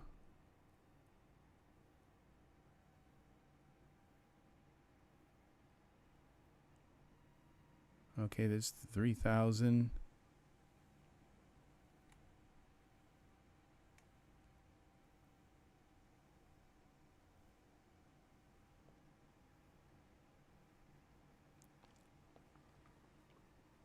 I may have to create a mask and take a few out of here.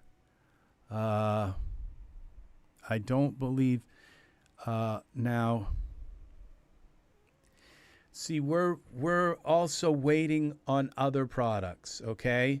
Because there is another product that works with Ultra Scenery, and it's the Toolbox, the Ultra Scenery 2. This is Ultra Scenery 1 Toolbox, and the Toolbox enabled you to like take these daisies, unpack them real quick, delete a few out, and then pack them back up, okay? That isn't available right now, okay? So I don't believe it works with this, okay? Maybe, let's see, layer 3 daisies. Let's try it, okay? Let's go into the Toolbox and see if the Toolbox works. Okay, this script, Ultra, it's right here. Ecologies, let's see, unpack instance group. Okay, so we go here. DZ instance group node with instances to be selected. Okay, I may have the wrong thing. All right, now what you do is you come here and you turn them off and on. Okay, let's go.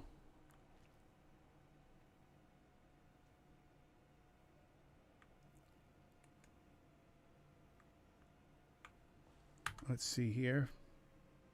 I don't think this program's going to work, but let's try it. Okay, we turn this off.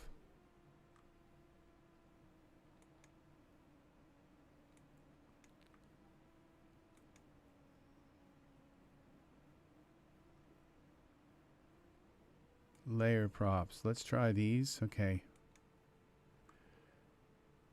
This is not visible.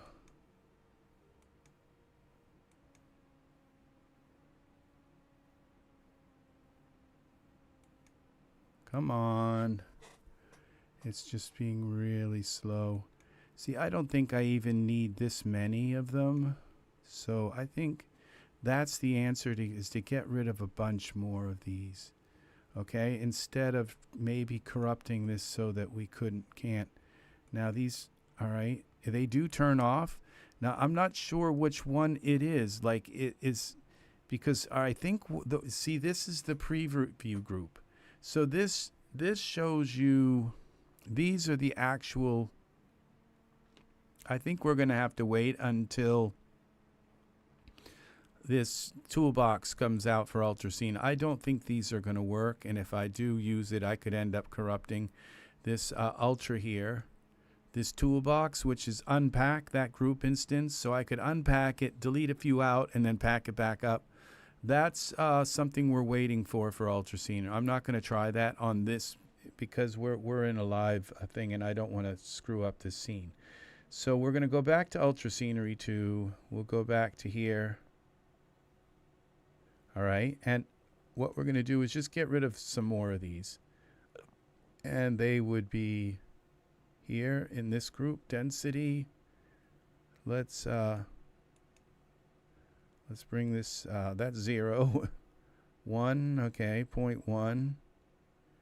That's like a lot for 0.1. A lot of daisies. 2,000 just going up to 0.1.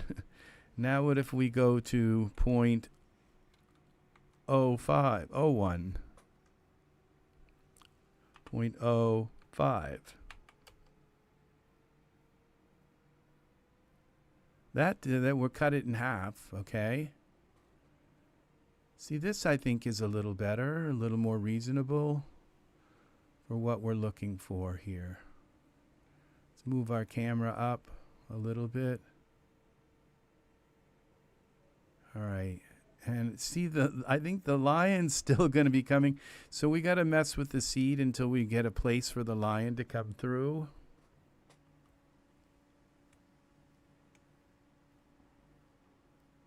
You can see the different purple ones, and this one might work. Okay. All right. Let's see. I'm still not sure that I like this one either. Okay, this we could have the lion come in from here. All right, so we'll use this one. Even though we have this way up in the front here, maybe I can pull that out just enough to get that out of the way. All right, save this. Okay, we'll put the lion here. Maybe he could be sitting and looking, or just, it looks, I kind of want him to be kind of prowling, like, what, did you hear that kind of thing? Hello, Eve. We are working. You're going to want to get caught up on this and watch the beginning of this. This has been a very kind of tight and very rich thing on Alienator Pro 2 that just came out in the store here last night. Yeah, he's gonna sneak in and say, who put all these flowers here? So look at this. This is the, we are working with Alienator Pro. We just switched out the daisies in this scene for foxgloves, okay? We just went, click the button, and boom, all of the daisies were switched to another plant in our items. Yes, you do need the Alienator too, because what the Alienator does, and that's a very, very good question, and I hate to pile that on to you, but number one, it's on sale. Yeah, well, it's very nice to have you here. Had to do a computer update. Whoa, sometimes they come through and they force you to do them. I know Angus keeps his computer on all day and all night, and so when they want him to do an update, it's like it's like now. You have to do it right now. It will do that if you leave your computer on. I leave mine on almost every single day, all night. You know, we render and stuff. Okay, the reason why, Eve, that you want to buy Alienator, Alienator's one of the programs we've been waiting for to come out. Just like if it was double the price of it, I still probably would have bought it.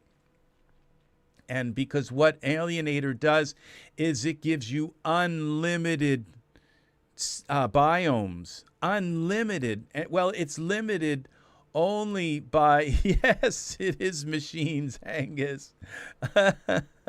They have a mind of their own. Because you see these foxgloves, they were daisies, okay? And Alienator Pro 2 enabled me, and if you watch this video, you will learn how to use Alienator to switch out anything. Like if you got trees that in your inventory, in your DAS, like if I go into here and I just go up into all my smart content and I search for like trees, it's like I can look at these trees with Christmas lights on them. You can change one tree, and you use Alienator to do that. Okay, is to just switch out all of the trees in your Ultra Scenery 2 scene to any tree that's in your inventory. This gives you unlimited. And what's really nice, these trees are all Ultra Scenery props. So it allows you to switch out to anything in your, and you can't do that without Alienator. Okay, so Alienator takes and basically gives you an unlimited biome. Okay, and it's limited only by the amount of assets you have. If you want to take and just switch out all the daisies for candy canes, okay? I've done that before, actually. I've used Ultra Scatter to put candy canes in a scene, but it's like so. And what's nice is you kind of know what you're going to get, because when you see the scene and you see all the daisies, then you say, well, I'd rather those. Like I did this last night here in the gallery. Only one person liked it, but that's okay. We went here into the gallery, and and I made this scene here with, this is called Homecoming, and it says 12 long years she waited for her beau to come back into the fjord. These were all dandelions here, and I switched them to Lily of the Valley, okay? That's Alienator Pro, okay? Alienator Pro is on a fairly good sale today. Unfortunately, I think you would have gotten a much bigger sale if you had combined Ultra Scenery Biome with Alienator. But if you just pick up one of these other items here, the new items, it should give you that same kind of discount. Just pick the lowest priced item of something you might want. These shaders here are only $3. Okay, and I didn't even notice them. They're 81% off. So if you throw them in your cart, then it should give you another chunk. You'll get the shaders for free. Okay, it'll take probably another $3 or $4 off of your. These wrestling ones are nice. But that's my kind of thing. So these ones are 14, but these animal fabrics are only 3, and they're made by DAS, so they're going to be really good, and they're probably also 4K, and they probably give you a bunch of them. Yeah, look at all the different. You don't have to ask. I think you people all have a pretty good grip on what's going on. The thing is maybe I didn't really stipulate enough how important this upcoming Alienator product, because I knew it was coming out, okay? And I talked about it a few times, but I just maybe didn't get it out enough that it's coming, and when it comes, you're gonna if you're at all interested in and so theoretically, Eve, now that Alienator Pro is out, do you need to buy any more biomes that comes out because you have you can use your own stuff now and just trade out what's in the biome for your own stuff, your own trees, your own plants, your own flowers, your own things. And my suggestion is, because you can't have too many plants and flowers and unique things. And the biomes are done so well for Ultra Scenery too.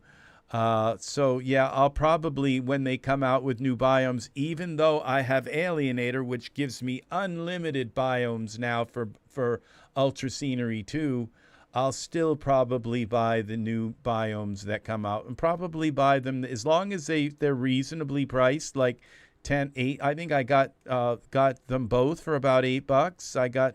Because I bought them together. So if you add these animal print fabrics, it might give you a lower price on the Alienator, okay? And so the Alienator you definitely want. Let me see what happens when we do this. We got to turn off hide items that I own, and if I put the Alienator in as well. It's 15. I would pay 15. I think I got it for about 8 or 6 or something like that. No, it didn't bring the price down anymore. But these animal fabric prints for $3.49, it's actually like almost $4. Yeah. So, but these prints are probably worth buying. But this Alienator Pro, it's worth $15. It's normally $21. It'll take a while before it goes on sale again. So if you can't get it for any less than $15, I would suggest getting it for $15. Okay, and I'll tell you if something's crap. I'll say wait until it goes on a bigger sale. This right now, it's something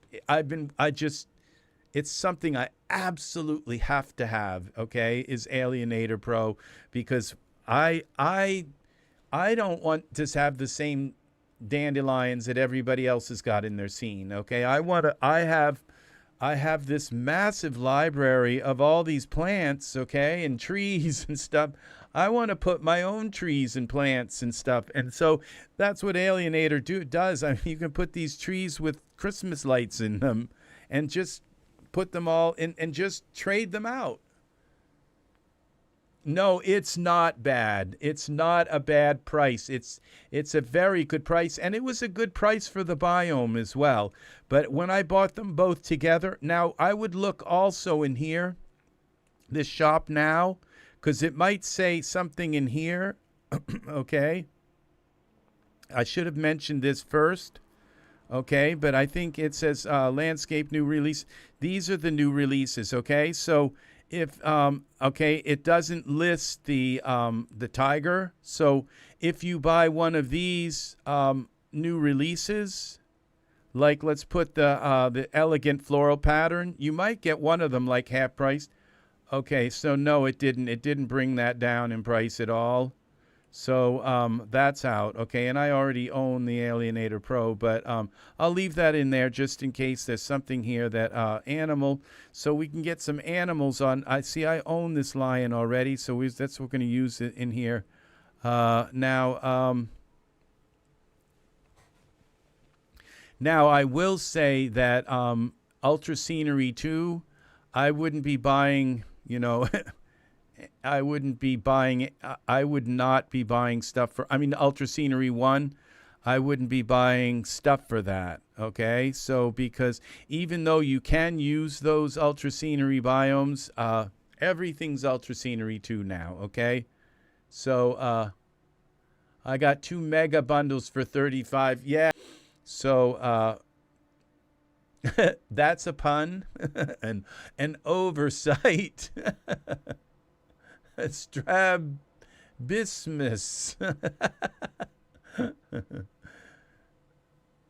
Now, yeah, that's possibly what they did was they used it to auto look, and it's like, yeah, there are tutorials on YouTube, you know, where you just use the look at function. Never use the look at function. Set your eyes so that they look right, okay? Just turn them, rotate, click on them one by one, and rotate them, move them around until they look right, okay? And so what we're going to do is let's take a look and see now what happens. Dodgeball was a pretty good movie, I think. So I don't think Adam Sandler was in that one, but it's like his comedy. It's of that genre. Okay, so if we turn the dandelions, so I don't think we need to turn anything on. All we need to do is do a render, and everything gets turned on because you see the camera. All these cameras are turned on for the render. So we can kind of see what this looks like in a render. It's probably going to be atrocious. I don't know. Let's see.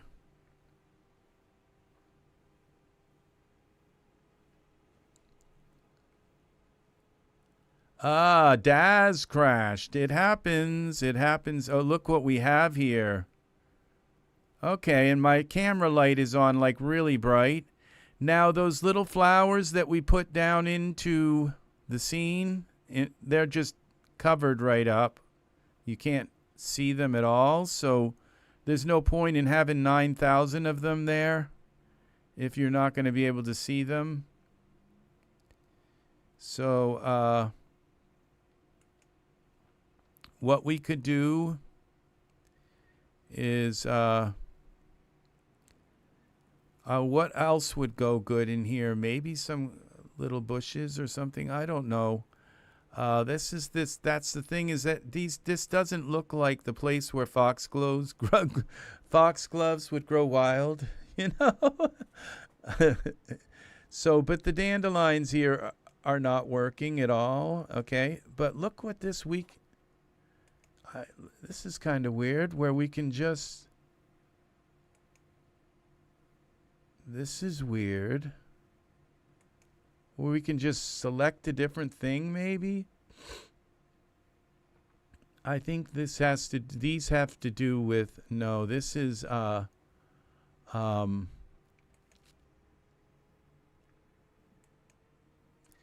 this right here. Oh, this is our mask. Okay. This is nice. So we can, this is where we put the black and white image for our mask, so that we can decide where we want things. Like where it's black, there won't be any flowers. And where it's, okay, so we just load an image, okay? And it was asking for the image. We browse, find the black and white image.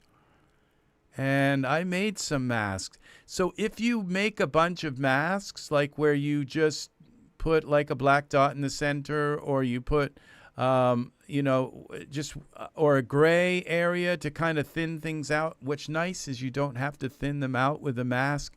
You can just come down here into the density and lower it a little bit. Okay, so these dandelions are going to go for now, because they, the flower that I picked for them just doesn't even show. We have tall grass. Let's take this tall grass and let's take a look at our scene again. Ray. And let's try to see the difference. Okay, now they're not showing here. And if I turn this on, Okay, now this grass cover, I just turned everything on. It's not going to show everything because I think I have it set up top to only show a certain amount of stuff. I shouldn't have done this. Now this grass cover, I could lower the grass cover a little bit. And that's the thing, is you build a mask and you can lower the, can see it, so it's only turned on like 10%. Okay, this, we have to turn off the grass, or I'm not going to be able to do anything here. All right. And that takes a while for it to turn it off. For it to turn off 28,000 instances of grass cover. And so now what we can do is we can turn off the tall grass and the daisies. And we can come up here, okay, now the grass cover. We have the Backface culling on. And so what we do is we come up here and we can just kind of look. So we have the field density turned at 100%. That's why it locked right up like that.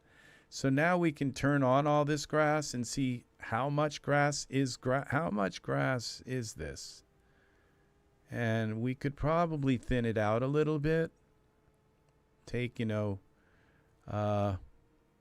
billion here pieces of grass. I'm not sure if that's correct.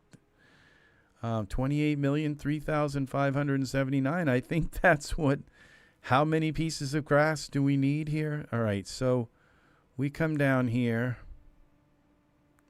to this. We take this density down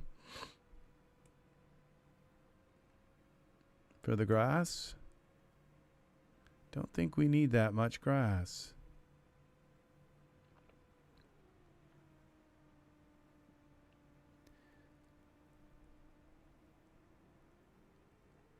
All right, it takes a moment.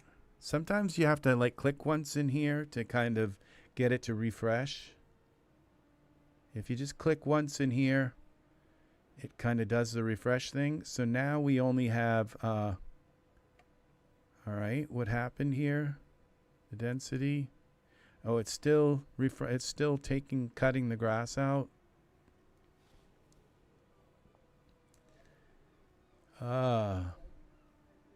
It's really easy for DAS to crash when we do the wrong thing, but with Ultra Scenery 2, you just kind of, you learn what not to do, and it will, you'll be able to use this, okay? Now, it's still trying to take a bunch of grass. We have 28 million pieces of grass. I don't know why.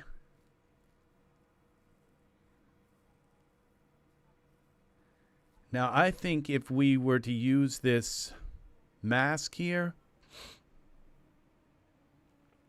that we could actually, like, cut out some of the grass it's just putting it everywhere, and then it's only culling it it's only culling the grass when we render. So if we use this mask, we could get the grass out of the scene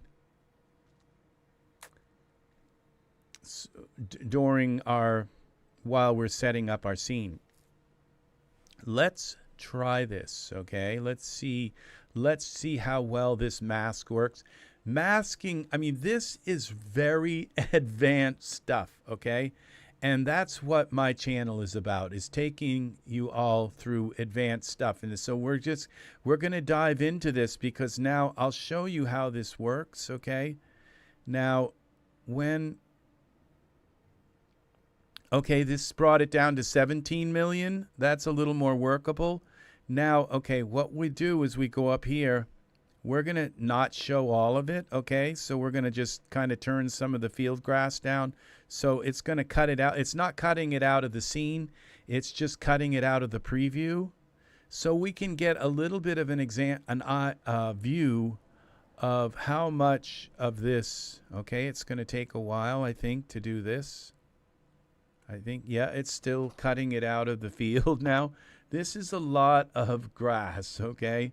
And I've got to put some kind of light in the scene because I'm really getting tired of seeing it all, the scene. Now it looks like it's all patchy now. It's not. It's just the preview, how low we've got the preview set. All right, but having it like this allows me. Okay, we're going to go here into our texture shaded mode.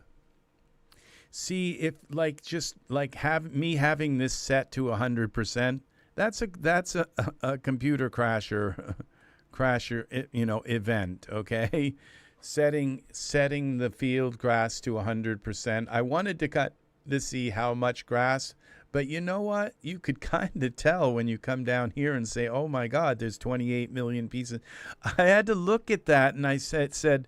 Well, what's 7 above 8,000? Because all of a sudden my brain said there can't be 17 million pieces of grass in here. There just can't be.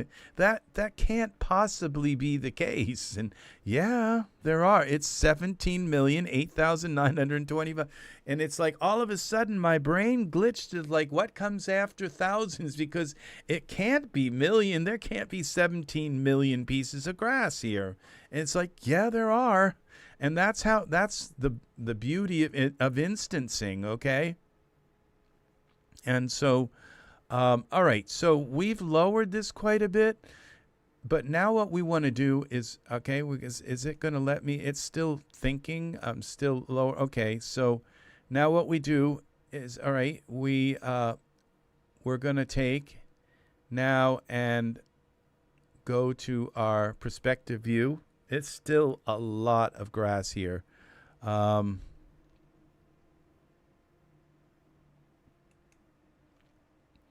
Okay, we're going to lower that substantially by masking. Okay, so we're going to just lower the density of the grass again so we can get it down into some kind of, we can bring it back up once we mask. All right. So this is very helpful. I'm showing you a way for you to use ultra scenery, even if your graphics card is a little bit on the weaker side. This is what you do. You use masks, okay? And you mask out all this stuff in so that I'm colorblind. How strict is the industry when it comes to these? I'm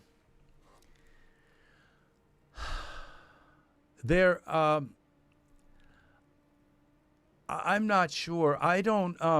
I think, Mr. J, and welcome, Mr. J. Welcome to this. I would give it a try anyway, because a lot of the things in the scene have already been created by people who are not colorblind, like your like this, all of these biomes and all. They have all the colors of the rainbow in them. And so, yes, well, it's lovely to have you here. You are welcome. Oh, that's a nice way to put it. Thank you for being so humble. And you're this is for you. This forum is for all of you people, okay? Since all these models are made generally by people who are not colorblind, you should be able to get by just kind of trusting in the models a little bit, and trusting because even I think, I don't know whether if it's cats or dogs that only see black and white, I'm not sure, or sepia tones or something, they get by. They don't paint very often, and they don't do things like that, but still they can tell where things are placed and when they're placed wrong, or the dog starts looking at things kind of funny, like that doesn't quite look right. They you can get by because a lot of these things are already pre-made and you just put them in your scene. Well, that you are too. That's very nice. That's very nice. So, yeah, it's we have people here. There's Art and there's Eve. We have Angus in here, and we have Crypto X. I think I forgot his name. Destiny. 2 1. Let's see what we've got here. We've got let's see. We got some other people in here. We got Angus and Serenity's Gate. Okay, that's it. And I don't know if 044 is still here. And we have CDJ was here at the very, very beginning. If he's still here, thank you, CDJ, for hanging out so long in this, because that's a good long time. No, you're not interrupting. It's very nice to have you here. Very, very. Yeah, you can. Yes, Eve is D. Dubovsky. Yeah. And yeah, Eve is D, and you can call Eve D, as she says, or Eve. Yep. And so we are all we're all here to learn and to work together and to answer questions and things like that come up. So yeah, I would go for it. You know, there's just so many things to help people overcome obstacles, especially with computers and all. So yeah, just I would just give it a try and see what you can do. And if nobody says, well, you know, if nobody comes up and says, oh, the color's not quite right, and if somebody does, then you might know how to kind of attenuate and say, the next time I make an image, I might need to adjust it, you know, the final image in a certain program. And there's also Adobe, which can give you a little bit of automatic color correction and a little bit of contrast correction and tone correction. So I wouldn't let that, I would not let that hinder you one bit. All right, so we're gonna create a mask, okay? But what we have to do to create this, if this is gonna let me do this, if it's gonna let me do this, all right, so we're gonna go back to ultra scenery here. It's barely letting me creep around along the scene here because it's just, there's still a million items in here, okay? All right, so what I'm going to do is turn off we'll turn off the 13 million pieces of grass, and we'll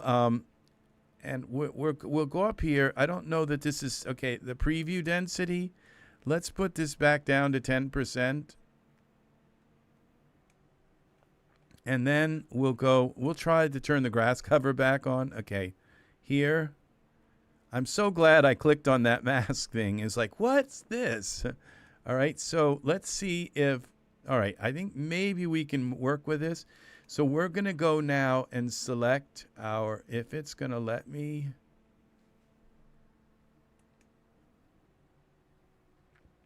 Maybe not. Okay, it may still not let me do this. All right, so, okay, perspective view. Okay, now we have to select this little square. And you see, this is why this is a problem, because it's putting this grass like everywhere. And so what I have to do now is select my camera. All right, and I'm not sure that, okay, and then come down onto the camera. All right, and then turn this way so we know which way our camera's pointing. We're going to make a mask, but we have to kind of figure out which part of the scene, which way is our camera pointing. Okay, so it's pointing from the front. I kind of have an idea. All right, so what we're going to do is zoom out now. All right, let's go back to our ultra scenery. Okay, see, what I need to do is get a bird's eye view of this. Okay, and this is what we're going to do is we're going to zoom out so we can know kind of how to make our mask, okay? Because we want to cut as much of this out as we can. This 13 million, you just can't have 13 million of these things here, okay? So, all right, we're going to turn this a little bit more like this, so we're kind of looking now, because this kind of tells me that it's roughly about in the middle. Again, thank you for that. All right, so we're going to zoom out. This is kind of fun. It's weird how you can like be completely almost locked up in DAS. So what I'm going to do is we're going to go up here to this 10% and with this field, and let's bring it down even more, like to 5%. Let's just cut more of this out. Okay. So thank you very much. So, all right, this grass cover, we're going to go, what we're going to do is we're going to create a mask. We're going to open Photoshop now. So we know it's got to be a kind of like a V, all right? So, very good. Good night, dear friend. Okay, we're going to go new file here. Goodbye. Thank you. Take care. Take care. Have a lovely evening. Lovely. We're going to make this square, so we'll go 2000 by 2000. All right, let's make a mask. All right, create. Now I have to remember, okay, I think the black is where it cuts it out, okay? So what we're going to do is we're going to take and select our paintbrush here. Select the color, black. Okay, and then we're going to take this like this.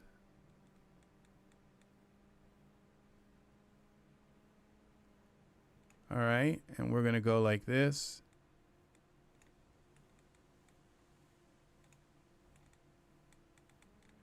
All right, this. And up like that.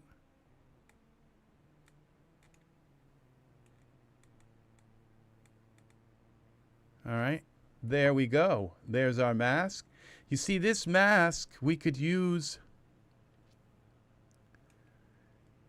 over and over because we're going to have, this is what our camera is going to kind of look like, our camera view.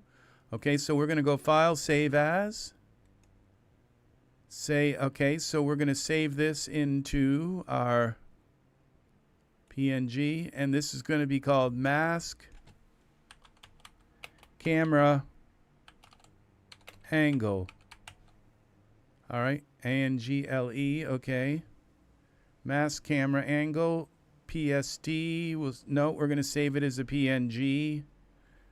All right, PNG, high quality PNG, save it, large file. All right, let's see how this works.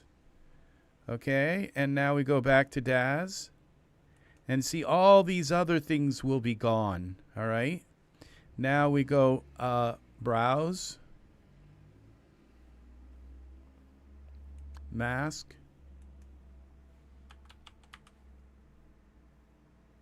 mask. Look what it did. See, now we can move this around and all. Do you see that? Let's look through the camera and see if we, okay, the camera. Okay, now and look, there's only 4,800 instances. It brought it down from, what, 38 million? Okay, so now we can bring our density up. Okay, we can select this and bring the density up to a reasonable amount. And now, see, we've got the tall grass doing the same thing. We've got 3,909,500 tall grass, okay? And we can use this same browse mask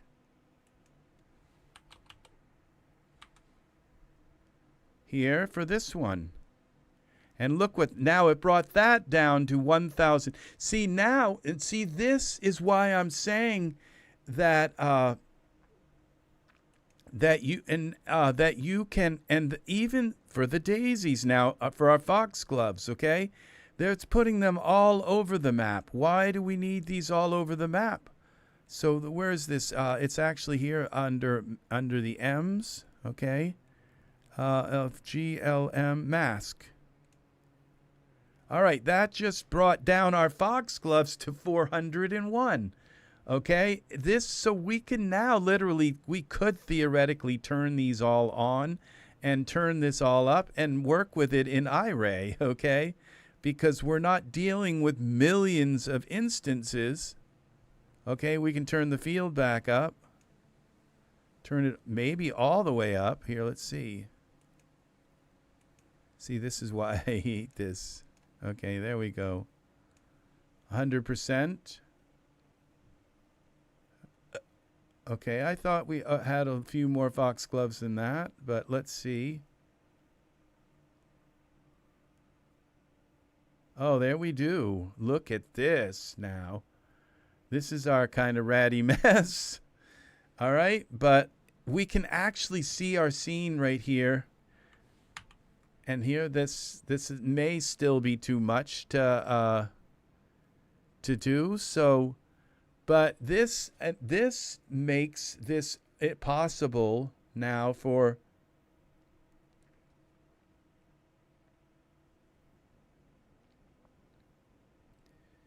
now. It looks like we might need to bring our field grass up a little more. Okay, but look at what we have here. All right, see, so now we take this. Can we even move around and all? A little bit.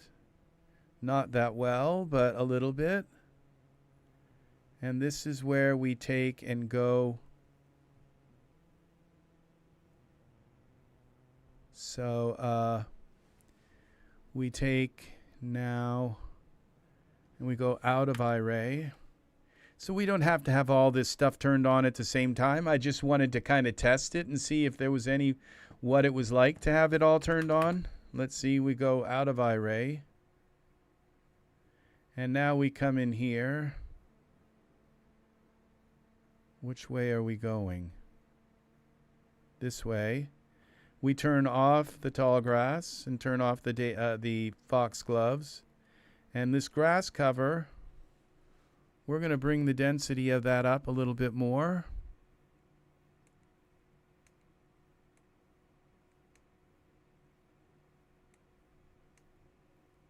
Come on.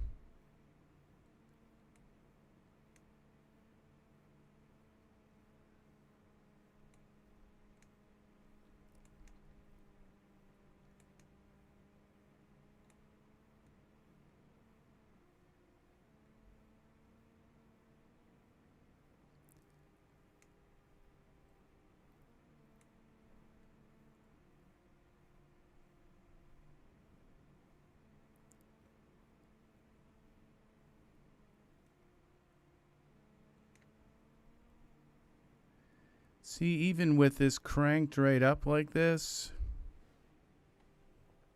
it's still not even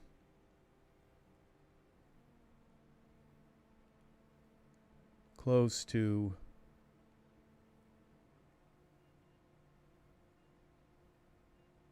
what we had. In the tall grass.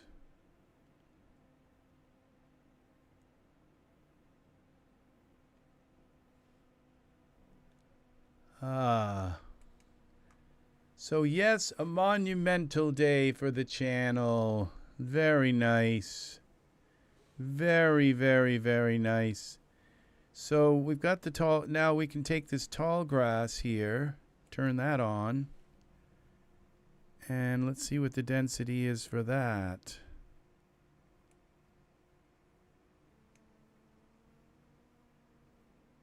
See, I had to lower the density on all of these because we had a million pieces of grass in here.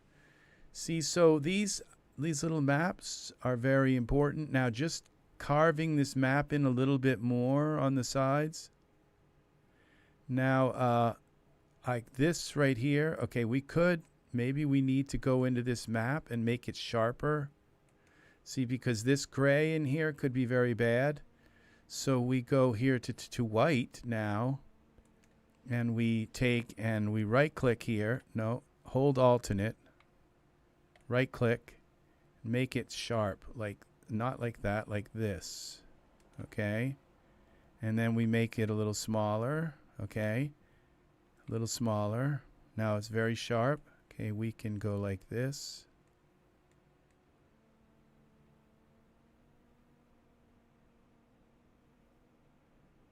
Okay, like that. And then we go and switch this to black.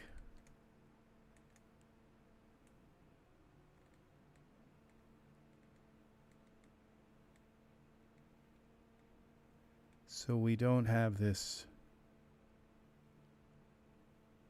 kind of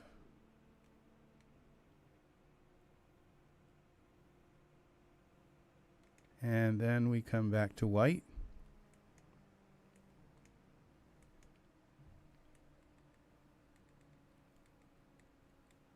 See, this gray here could be like kind of like a killer for our scene.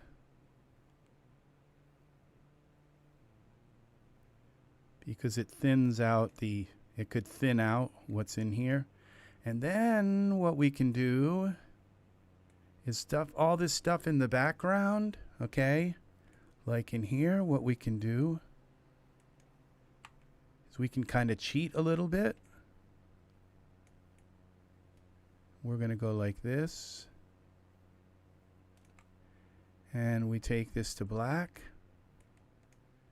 And then we go to opacity at like about 51. And we just kind of paint a little bit of this in. Because this is in the distance, we can thin things out a little bit. Okay. See that? Oops, Z. Okay.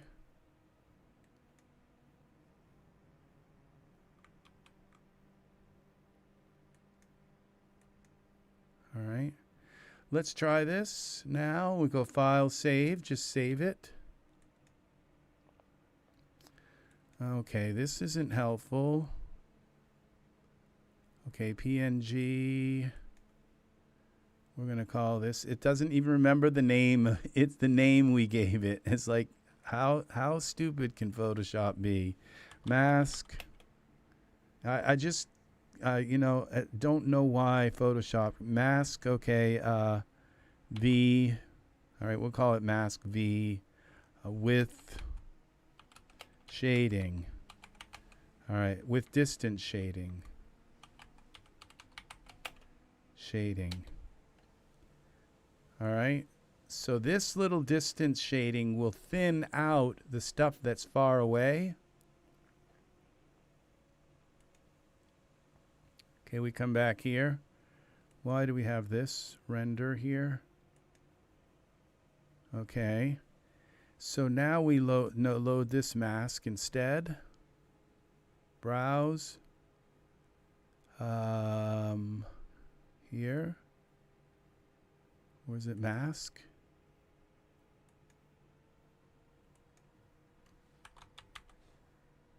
With distance shading. Okay, this is going to be 8. Look at that. See, it brought it down to 7,000. Okay, mask with distance shading. And the daisies. Not sure why our daisies are at 0. Those are our foxgloves. All right. We'll turn the tall grass off. Okay, the tall grass. We turn this back on and see what's up with the tall grass. Why?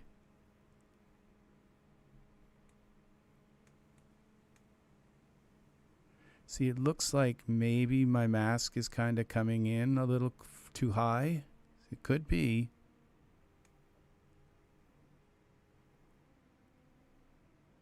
And this is how you kind of learn how to do this stuff. See, because no matter kind of how I set this, it still seems to be this side. So you kind of get it till it's right. We go with the white.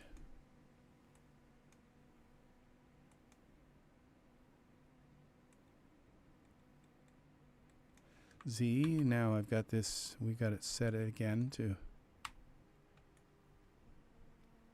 up, makes it hard.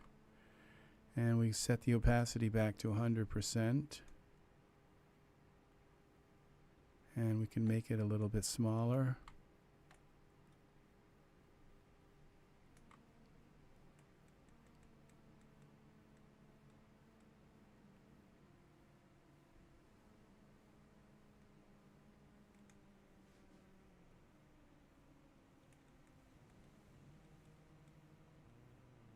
Okay.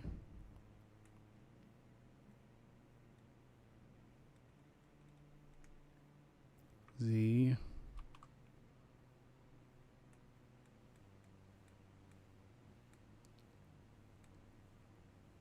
Once you get a good like map here,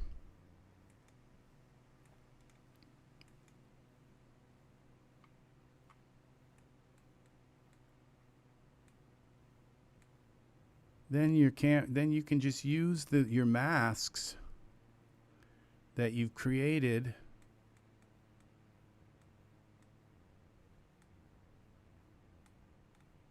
to mask things off. Okay, so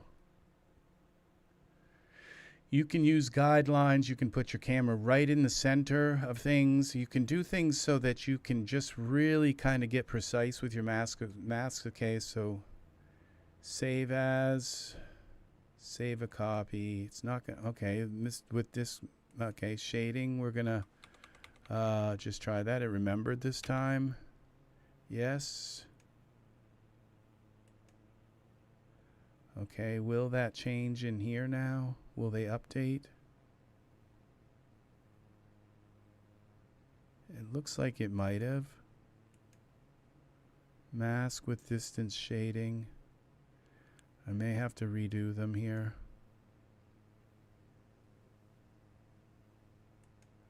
Change it to that first, and then we'll go with distance shading.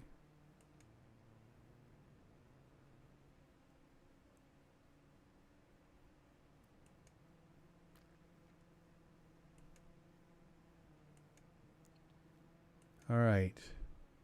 So look at this. Now I see what this did.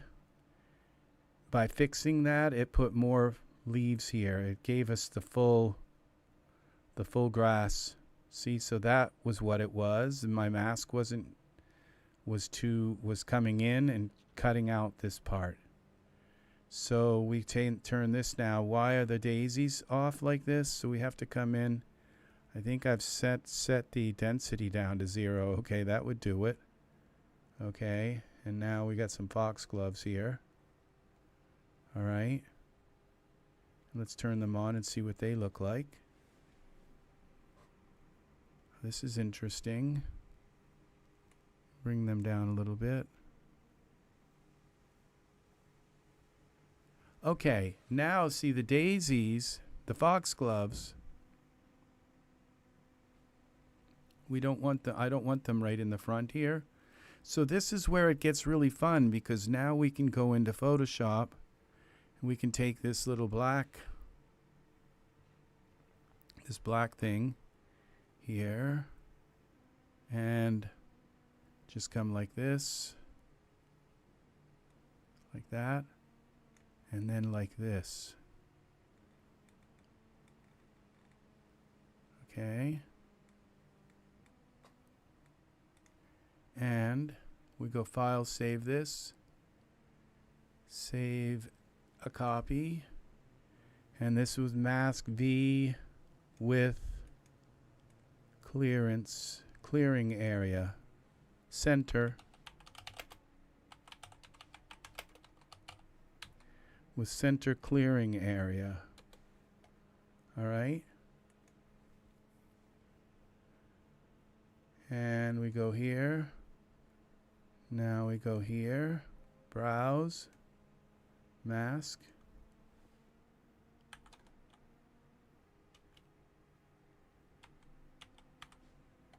All right, this one.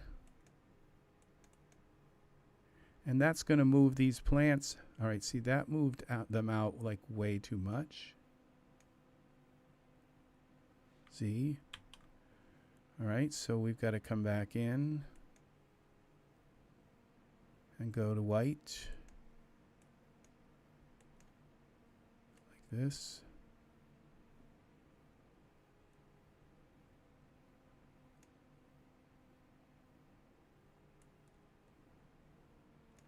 Okay, Z.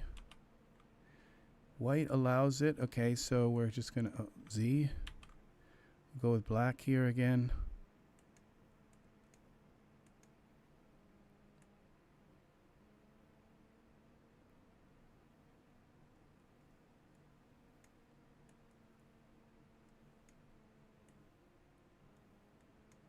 All right, let's try that. That may be too much still. Let's go back to white. Let's make this a little smaller.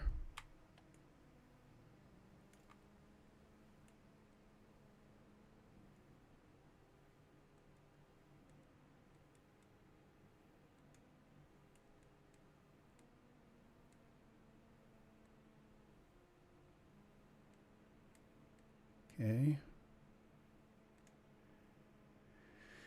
Let's try that. File. Save a copy. Mask with distance shading. That's not the name. It's supposed to be with clearing area. With center.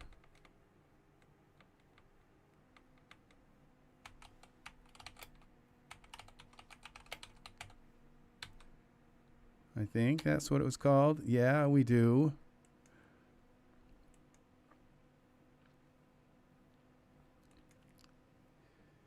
All right.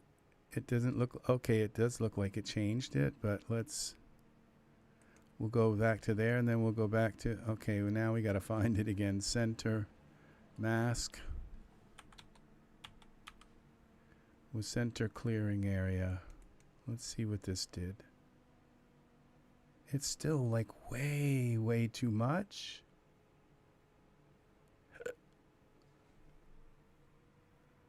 How come that worked like that? Let's see what happens when we change the seed a little bit. Will they come back? No. Okay, so just like way too much, so we'll go like this.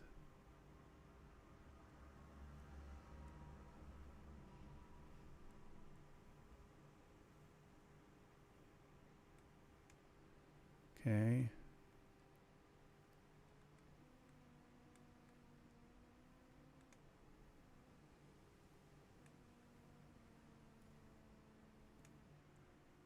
All right, let's say save a copy. All right, I may have to switch this, and it may not be updating the image. Well, that's definitely with, okay, with mask.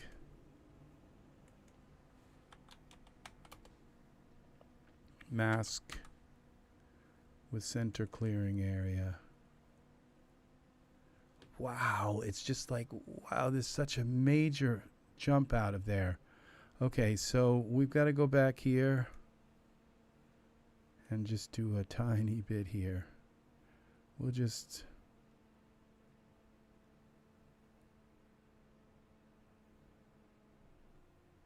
okay. We'll go like this. And then we'll just kind of go like this. Oops, Z. Black. Just a little bit like this. It's still probably like way too much. I don't know. File, save as, save a copy.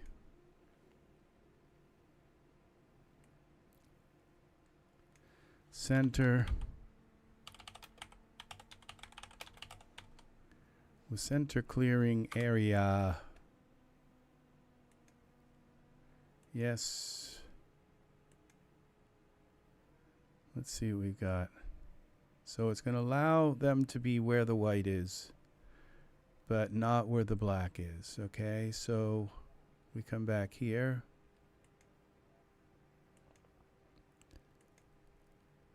And we do this again. Browse. Mask. With center clearing area. Well, it's a little better.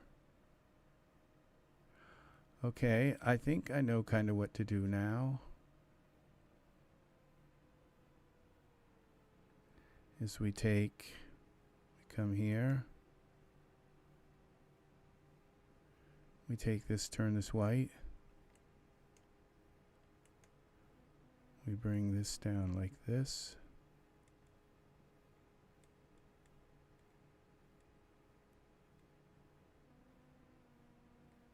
And like this.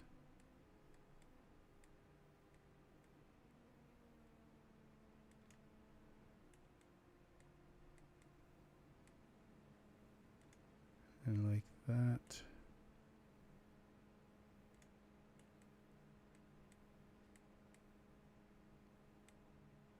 Okay.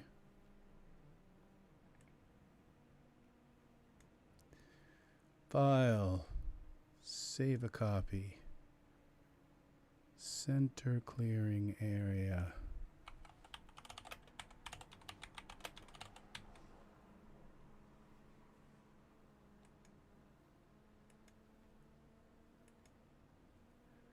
All right, let's come back.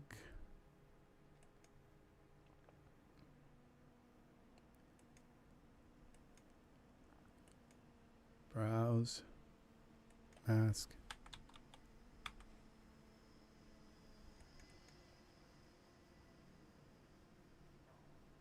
Oh, this is horrible.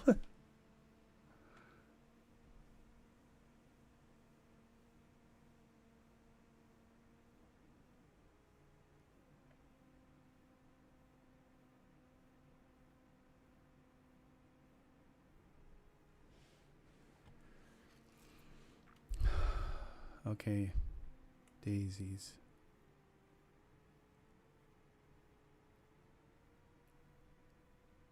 What if we bring this density up? Let's see if we can really accentuate this clearing area.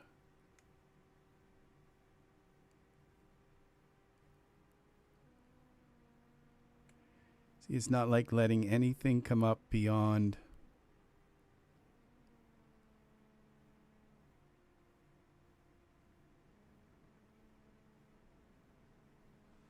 Okay, I think I kind of know what's going on. Okay, I think what's happening is the camera is like right here, and these.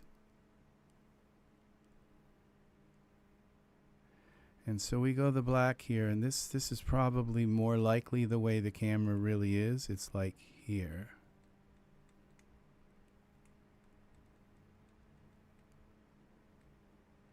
Okay, it's probably more likely here, like that, and like this.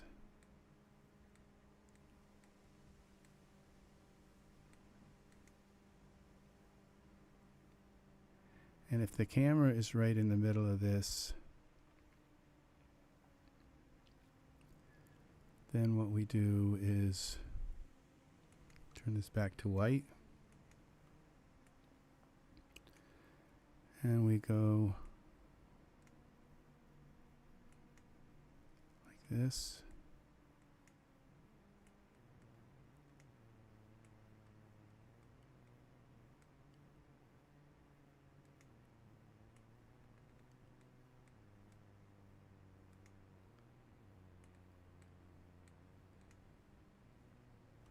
Let's try that.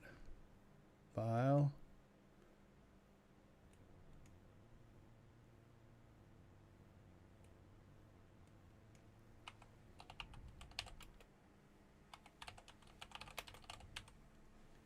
See, so you can clear, you know, just a little section of something, you know? You can just clear a little area if you work at it and find out where it is, find out exactly where it is. The black will block it, okay? So I think, see this whole area, it may still, I don't know if, okay, now look at this. See, this is something I didn't notice. This is some other settings for the mask. Maximum slope.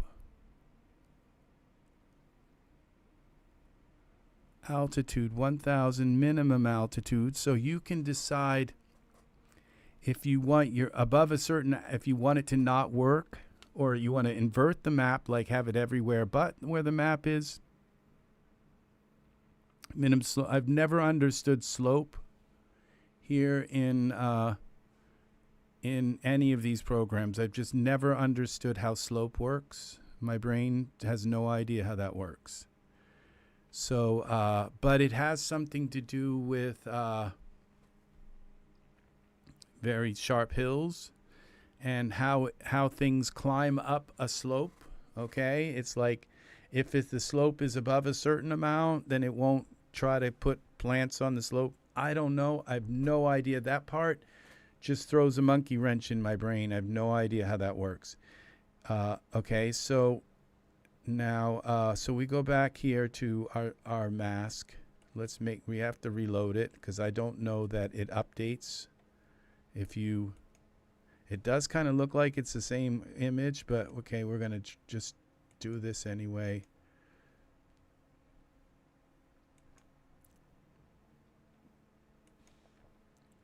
Browse. Come on. Come on. Browse.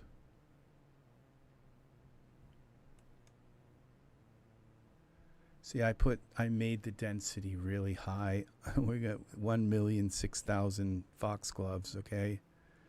So I have to lower the density a little bit, okay? But let's go mask. It's still actually doing with center clearing area. Okay, let's take some of the density down on this.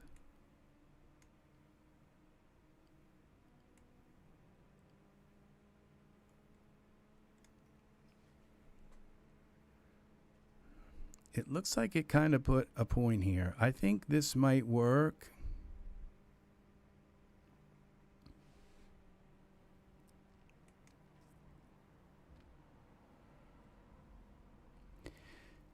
See if the camera, okay, what I have to do is we have to put,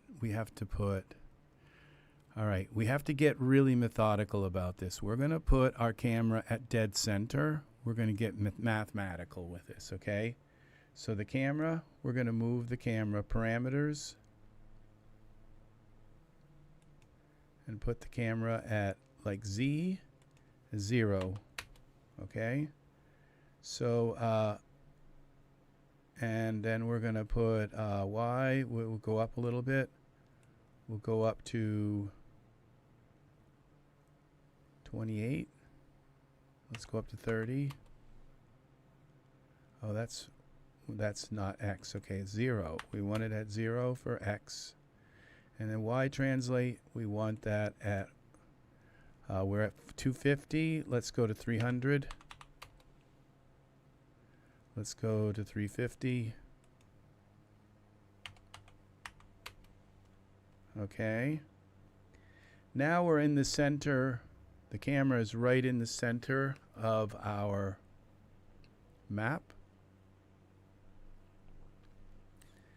And so now if we come in and now we go back to our Ultra Scenery 2. And okay, now we go back to our map here. View, ruler. Let's see, ruler. Let's move this out of the way.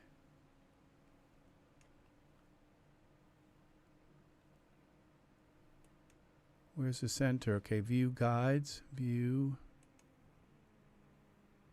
guides, new guide. 0, where's the, okay, let's go to, all right, this is by 2000, so 1000 would be the center. All right, filter. Okay, so we go here to view guides, new guide, view, where's the guide? New guide, 1000. Okay, there's the center. Okay, and then we go view. All right, we have now 1,000. Okay, 1,000 down because this is a square image. We can get rid of that guide. I don't know how to do it. Okay, view guides. Let's clear guides. Okay, and then we'll do this again. View guide, new guide, 1000. This is vertical. And then view guide, new guide, horizontal. That is where our camera is, okay? So if we, all right, so now we can take these lines here and paint this with a little bit more knowledge. We go to black.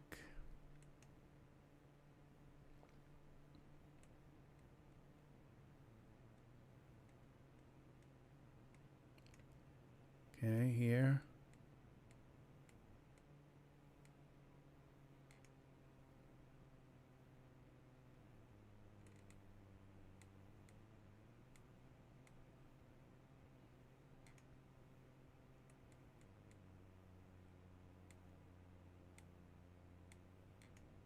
Okay. There's probably a way to paint this at an angle. Okay. So we go like this.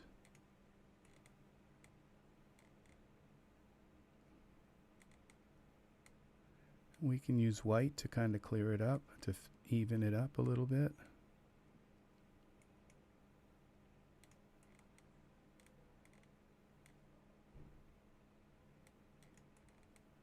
Okay. So we do some white here. Switch it to white. I don't know that I needed this to be so okay, now we take some black. We take that like that.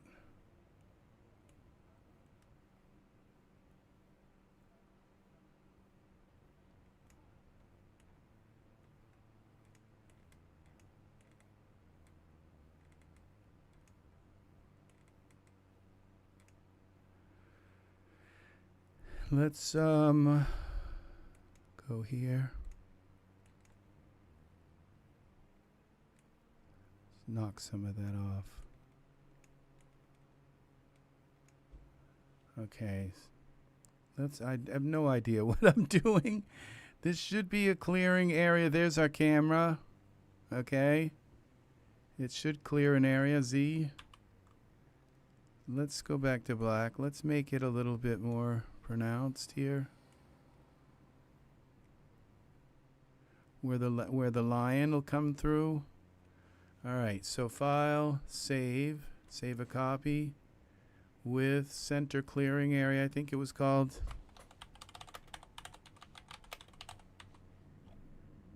Center clearing area. Yeah, we got it.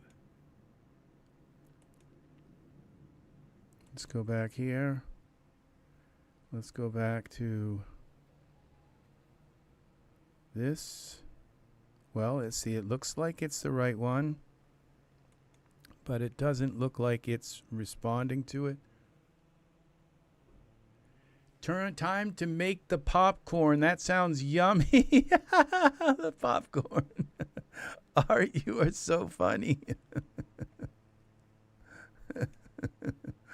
uh, mask. All right, these all right, it looks like it did kind of pull something up there. All right, so maybe what we've got to do is make this a lot thinner. Okay, so we just come in here with the white. We bring this in. I have no idea. So let's bring this, let's make it thinner. I think if I hold the shift key, no, Z, that's the way you, okay. Looks like that's how you get a Z.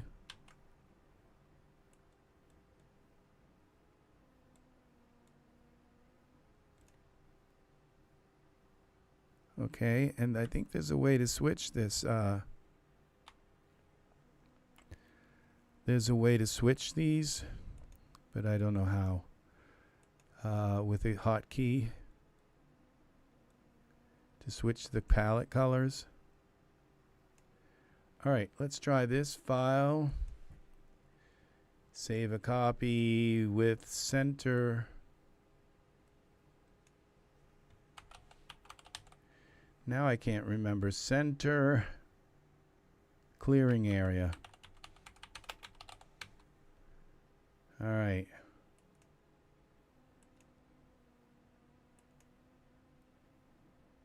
All right, now I think if I come here and do this. There. Okay, see, now we've got this little area coming up in here. And now what we can do is come in here and just kind of play around with the seed. Like this. Until we kind of, it's going to just keep clearing that area.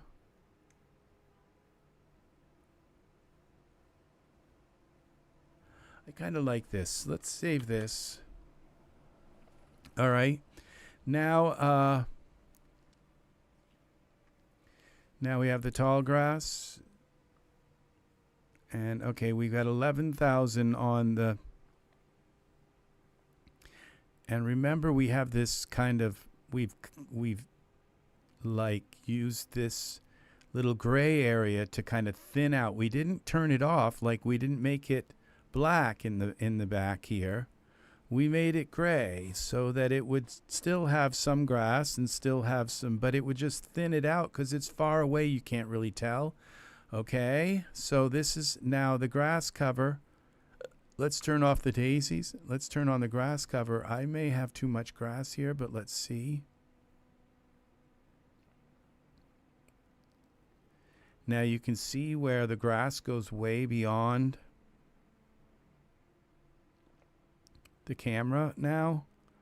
So we want to come back to our file, open, mask.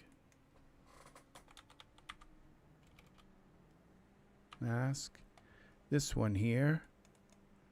All right, we want to put our guides in here. View, guides. All right, new guide.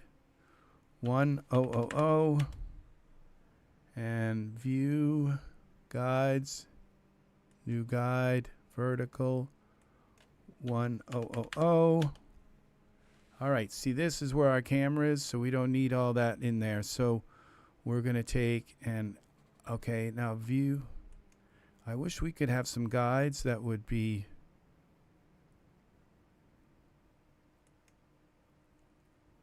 so all we have is horizontal and vertical. There's no way to kind of put, I don't know how to put, I think there's a way to come at a 45-degree angle. You push some button and all of a sudden it's going at a 45-degree angle. Ruler, guides, image size, crop, trim, rotate.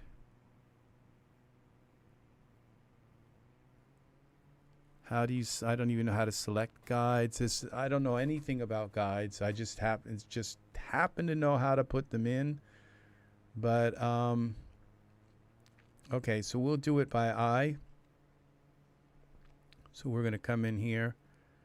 We're going to go like this.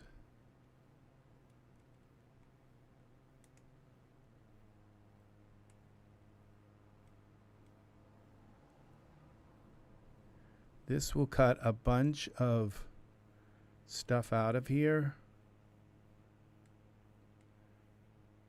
So our scene will be even kind of tighter and a little bit less cluttered with stuff that we don't need.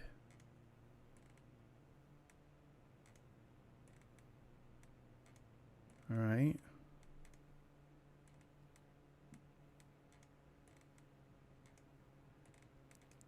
We'll see. Okay, and this one is called Mask with Distant Shading. That's a lot of shading in there, kind of. Okay, so we go File, just save. Okay, that's all we got to do is save this. All right, and then we come back in. Now if we hit this, it should refresh the images.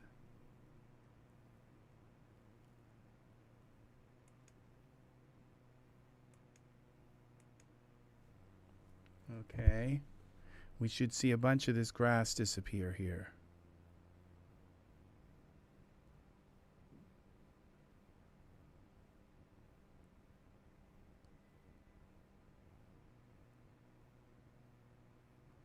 Okay, this is called Mask V with distant shading. There. Okay, I think it, you know, even though it starts at a V and comes out, but okay, we're now down to 5,000 of these. What I don't see is like an edge where I kind of there's no grass in the corners, so I think we did good there. And all right, so there's our grass cover. So we turn the grass off, save this. Now we're going to kind of mess with, you know, what's really nice. Okay, now the camera, we're going to lock the camera for now. And let's bring in our lion. I don't know how to work with these lions, so let's see. We're going to learn. Okay. Lion.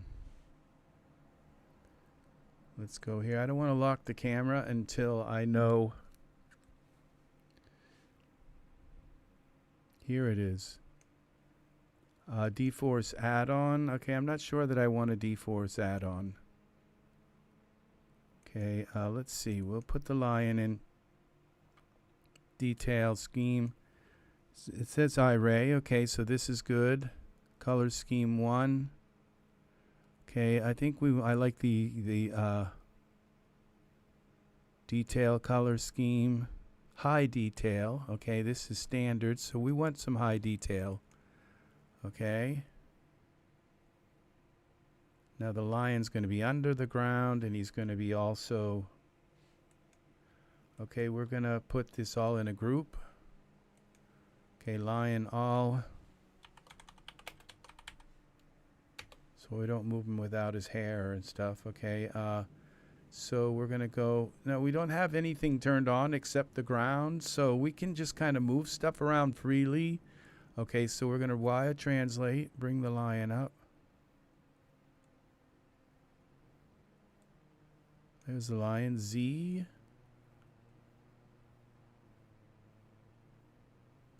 There's our lion. Okay. And we go.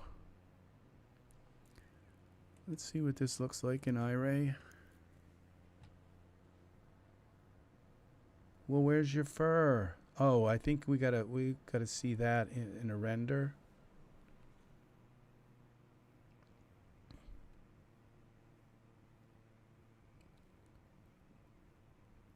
Nope. Where's your fur?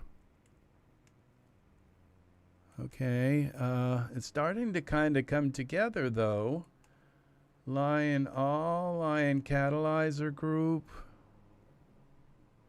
How does this work? All right, figures. Okay, maybe this is what we need here. Okay. Standard detail. We got a bunch of poses. Here we go, lion walking. It's weird because it's like got, it looks like it's there. Okay, maybe we have to turn it on. Parameters. It's all, it seems to be on. Smooth. Resolution level. There's no choice there. Catalyzer group. Okay. Custom float. Never seen that before. Big cat skin. See, we go here and it's all there. Okay. But it's just not working. Lion, let's try this. Sharp edges, belly inflate. There's a bunch of snarl. Tail down. Okay, I think I like him in the pose he's in right now. So anyway. Okay. I can smell popcorn. It smells yummy, Art. Yeah.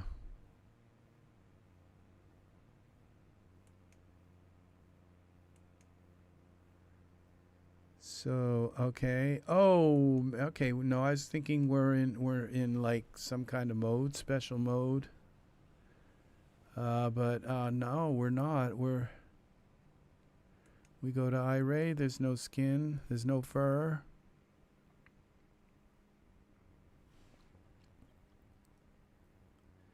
All right.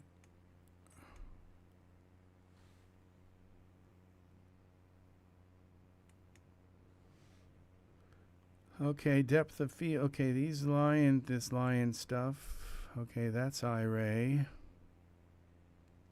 Let's try again with a render.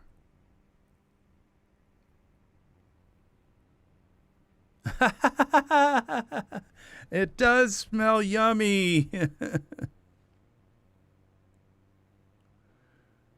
Okay, no idea how to get our grass look, and all of that stuff looks kind of natural. We pared that all down so that when it renders, it's not like loading a million things of. See, that's why I'm saying if you use the masks, if you use these things, you can make some beautiful scenes with this with the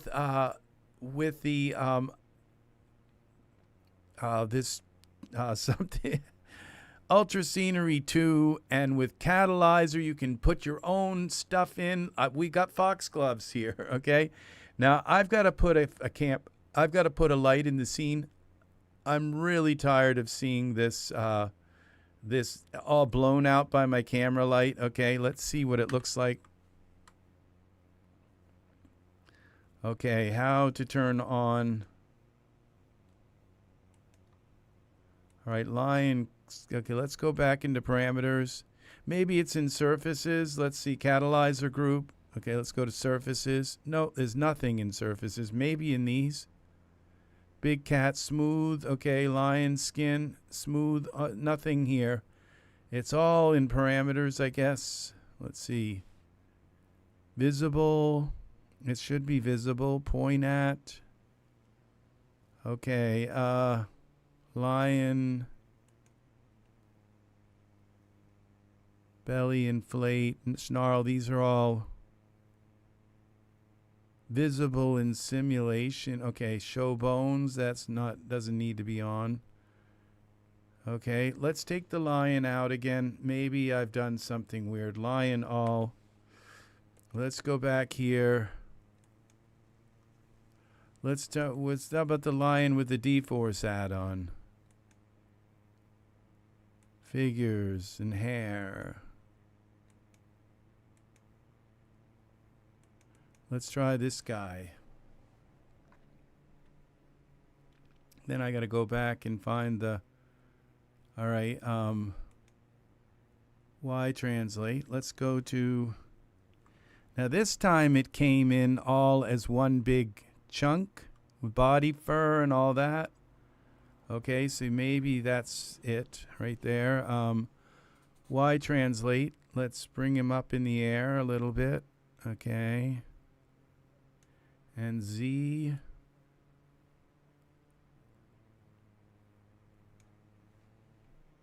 Wow, that's showing up. And now we go here to our poses.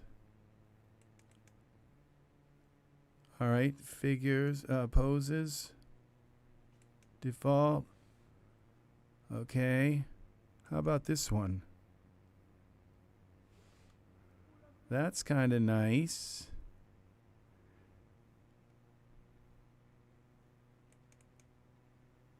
I think I like that one. It's just a little bit kind of. All right, so it looks like we've got a lion here now. The problem was all that fur wasn't actually part of the lion. It was like a whole separate thing. I might have needed to move it in.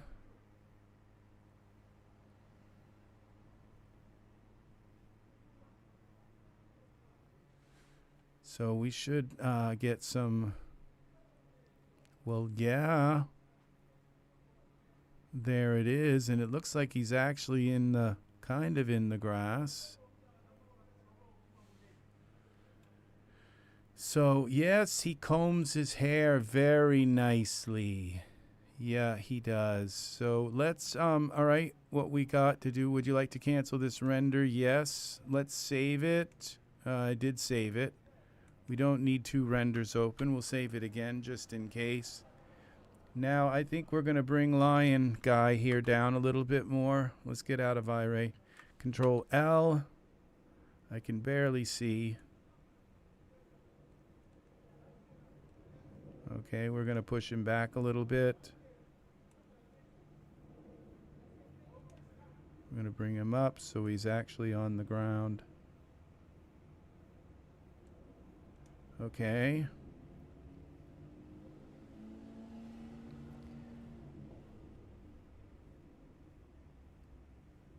And now we're going to add a plane into the scene. You guys know the drill here pretty much from this point on, you know, it's just create a plane and Y translate, bring the plane up. Okay, and X rotate like that, 90. And Z translate and bring it back, negative is back. Okay, way back. And scale like that. And X scale like that. This is why I do things from the front, okay? Always do things from the front, because then when you go to scale things, it's like, which one is it? X, Y, Z? You just know. You learn how to do everything from the front, and things scale right. So always make sure your scene is at least that you're pointing to the front, if you can, to the front of it all. You can't always do that.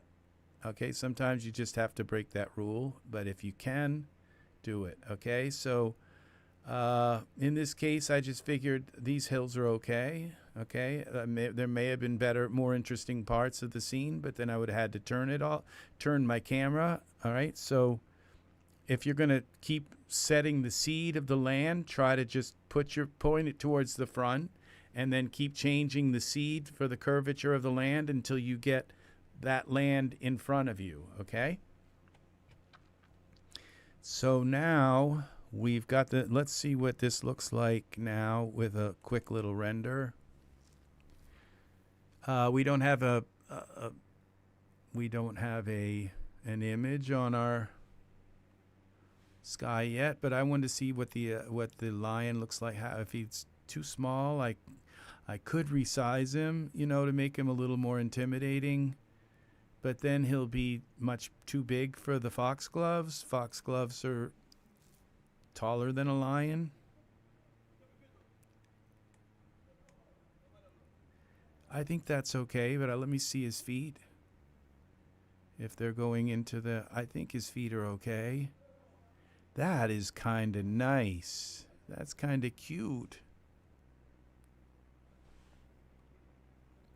So, all right. Now we go here with, see, yes, I've been like 3.5, 4 hours with this idea in my head, and it's finally starting to come to fruition. Like before I started this, I thought I'm going to make a lion, and I'm going to put him on the savannah, and I'm going to change the dandelions to some other flower, and he's going to be surrounded kind of by flowers. We could put more flowers, but at this point, we've got to and then we can use our masks again intelligently. Look, I love how these foxgloves are coming in from the back. And remember that gray big area that I used in the map? You can't tell that's there, but that cut out a huge section. It didn't cut out, it thinned out a huge section. So all of these, the grass in the back kind of here has been cut down to like 1/2 of what it would have been. See? So these masks are the answer to how you can make beautiful scenes by being very meticulous with how you use the culling with your camera. So now it's going to cut this stuff out anyway when it goes to render, okay? The masks, these masks are really only for iRay. So because it cuts things out so that you can keep so you can manage them in your scene, okay? Because the culling is going to cut them out for when you click to render, okay? The culling already does that, okay? It cuts the V out, okay? But it doesn't do it in iRay, and that's the problem, is that you end up with this massive amount of stuff in iRay, okay? But the culling, it cuts a perfect V out, okay? And the only problem is that, like, the foxgloves were coming into here, okay? And I didn't want foxgloves growing right up through the middle of the lion, okay? So I needed to use that mask, because the mask does work, in your final, it masks things out of your final render as well, okay? So they work together in here, okay? So, all right, let's go now into, we got some purple ones, we got some pink ones, and purple and white ones here. Now what happens when we give it a beautiful sky in the background? Save this again. I like way over save things when I start to get things done here. Plain, okay, browse, and we're gonna go here to our HDRI all, and here we go. We're gonna find a pretty sky here for this, and a nice savannah sky. I wonder what something like this dusk sky, well, I don't know. I think I want something happier than, it kind of looks sepia. It might have worked, but let's find something happy. Happy skies with happy clouds. And okay, let's try this Cirrus sky. Is it going to be upside down? No, look at this now. Look at what we have here. Okay, so what we do is we kind of mix this sky a little bit, work with it a little bit. Plane parameters, scale it. All right, Y translate. I don't think I want that. Oops, see? Got the lion that time.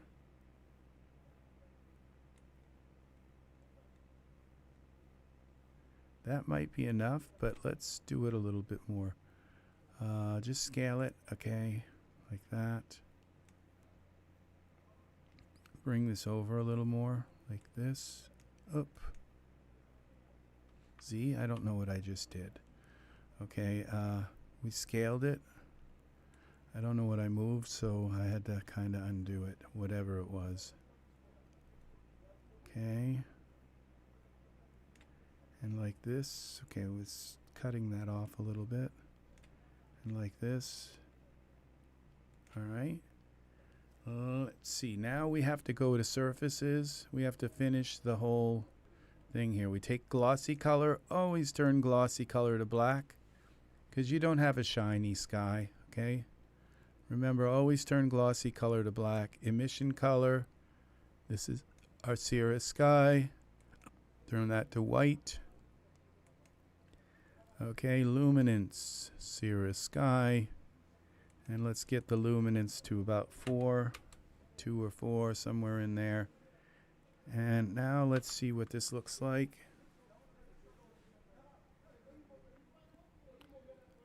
Okay, that's what it looks like in iRay. Okay, we have everything turned off, so that's what iRay looks like. But let's go back to this, and let's see what this looks like here. I think the lion's fur, there's probably a way to turn it on, but I don't need it really showing as long as it shows in the render.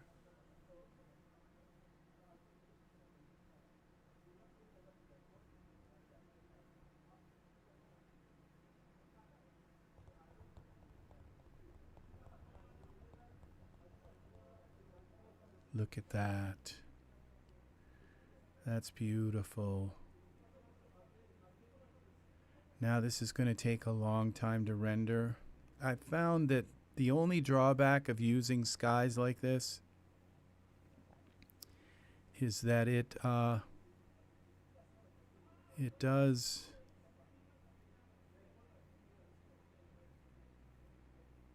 create a nightmare for rendering.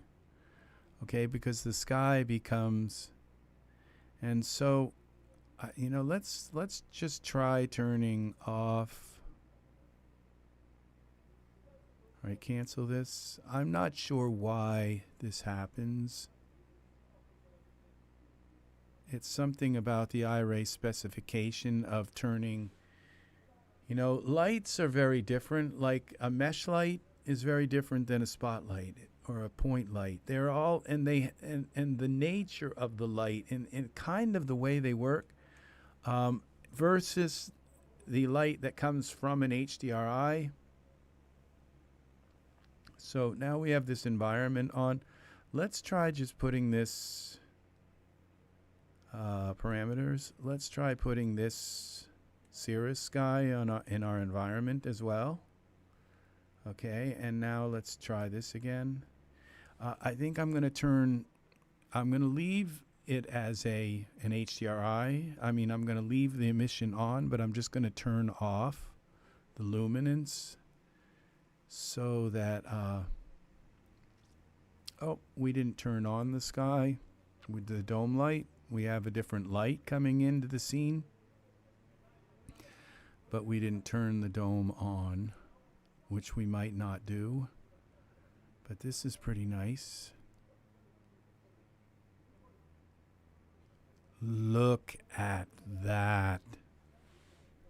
Look at that.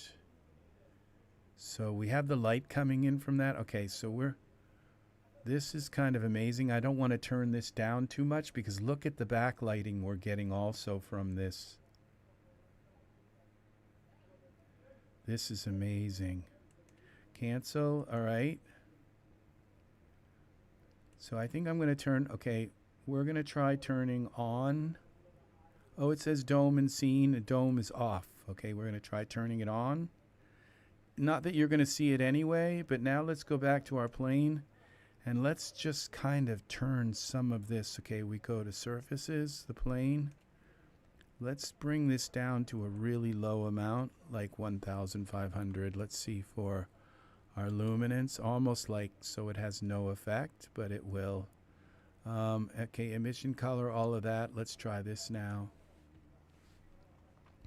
Because sometimes you can, like with these skies, they create so these little teeny dots on everything, so much noise that you can render something for like 6,000 iterations and it'll still be kind of noisy.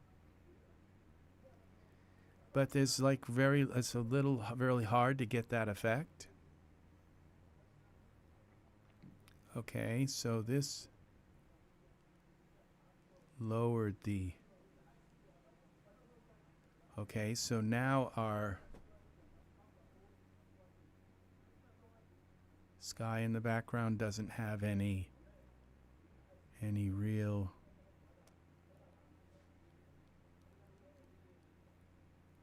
like brightness to it. So we can raise the brightness to it without raising the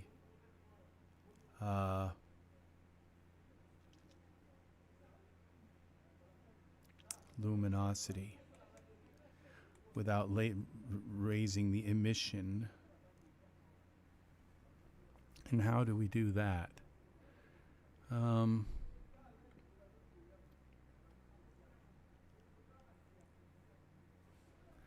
think it's by taking this out of here, just going none. And then I think it will rely on the brightness of this image. Oh, okay. All right, let's try this and see what that looks like. I can't think of how to bring it up. Okay, so but we're going to find a way to do it. I guess we have to just bring the lumens up enough until it brightens up. So we got to bring it back into... We could just bring this up. Okay, it is still a... So we could just bring these up even though we don't have the image there. Let's just try 2.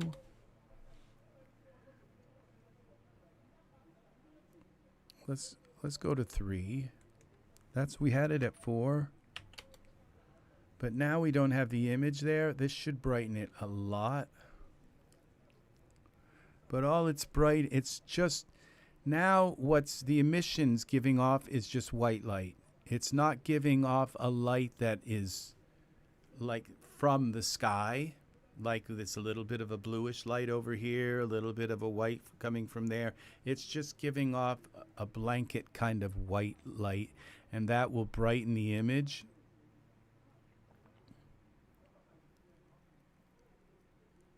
Okay. This isn't bad.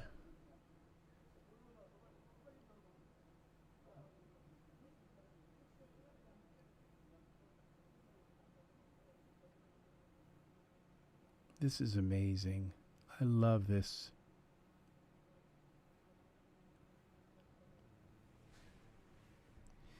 Ultra scenery and all of this, and being able to put our own plants in here now.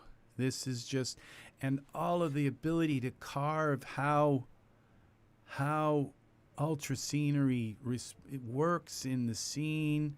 Just all of this ability to get into it and adjust it so that it's not going to like completely just kill your computer trying to do this stuff.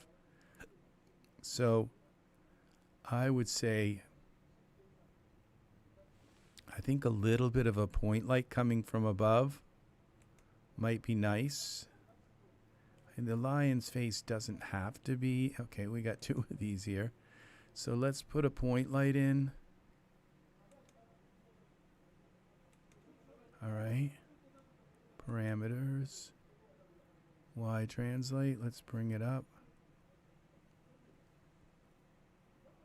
There it is.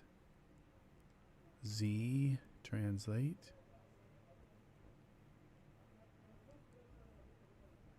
Okay, like this. Y translate. And let's go to iRay. And now let's take our point light and give it a little bit of power. I don't usually use point lights, but lumens. Let's go with 4 again. Let's see, let's go with 8. Okay, let's see, and let's bring the temperature down just a little bit. Okay.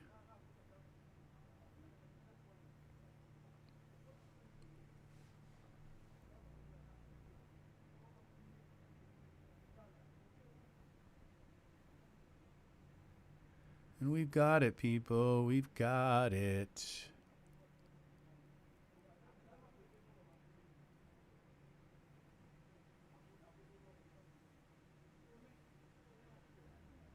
There it is. I think I liked when that backlight was coming in off the sky, so I think I'm going to chance some of that.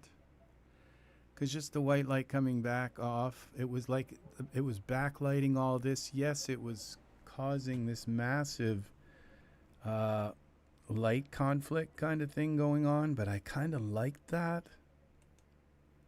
So his face is lit now. We could go a little bit more with that, like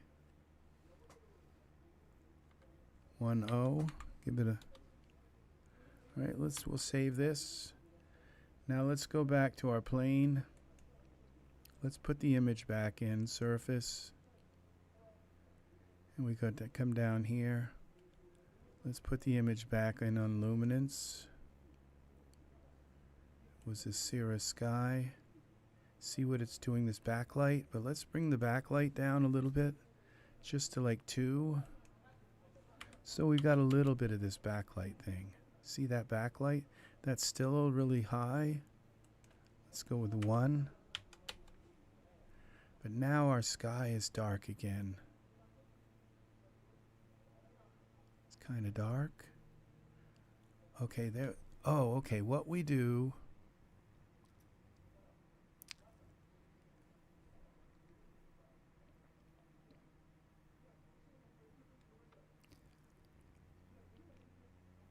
All right.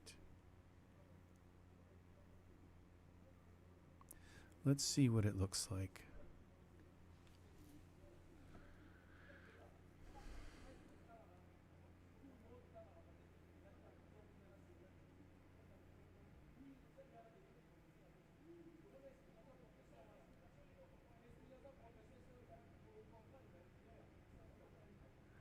I don't think you can make the brightness.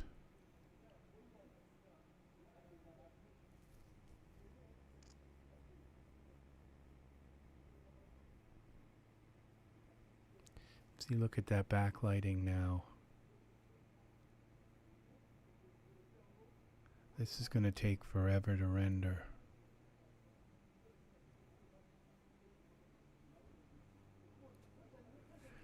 All right, I'm going to try something. I don't think it's going to work. I've got a bright. Now there's again. There's. Okay, on the sky, on the plane. I have a brightness script most used. This brightness manager. Now it says it will go up. And I can raise it up like 100. I don't think it works, except because I think 100 is 100, and it's just not going to do anything. It's already all the way up. This and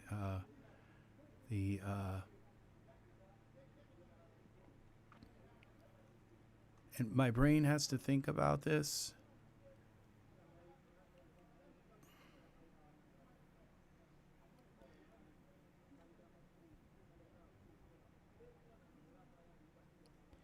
Because if you just if I take and select everything in the scene and then just make it darker, that's one way to kind of bring the brightness up of the sky. But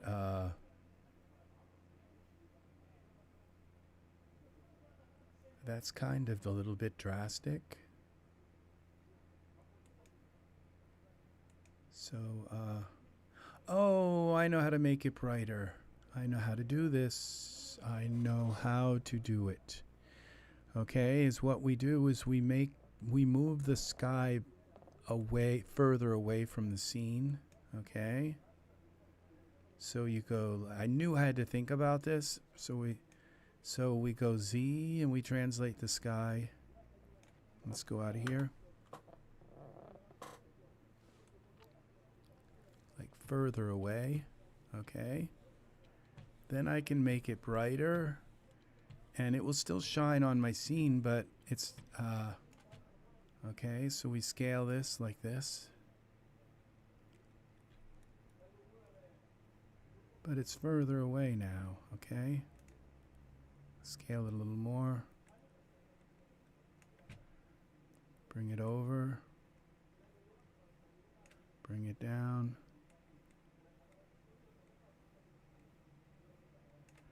Okay, a little more. Cover that horizon there. Okay, now we go here. Now we can go into the plane, onto our sky, into the plane, and make it brighter because it's further away. And so we go to like 4. It's luminance. Let's see what this looks like now. And if I have to move it really, really, really far away, I can move it so far away that it has no effect on the scene at all, you know?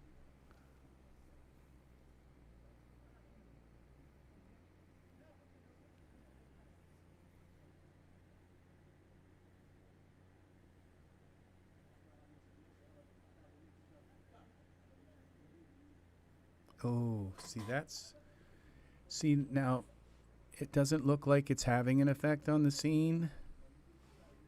So I may have moved it too far away, so we got to find the happy medium, okay? So it's too bright right now, so we'll bring it down to 3. Oh, I put like too many in there.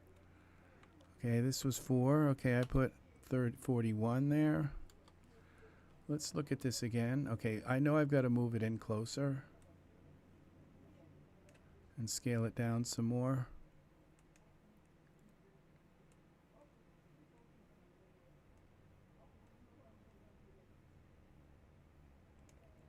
And up. Over.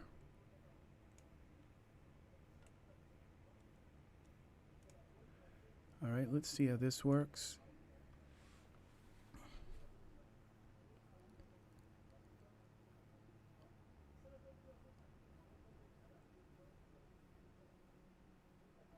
So this is an important thing about to remember is that I think we've lost everybody, Angus.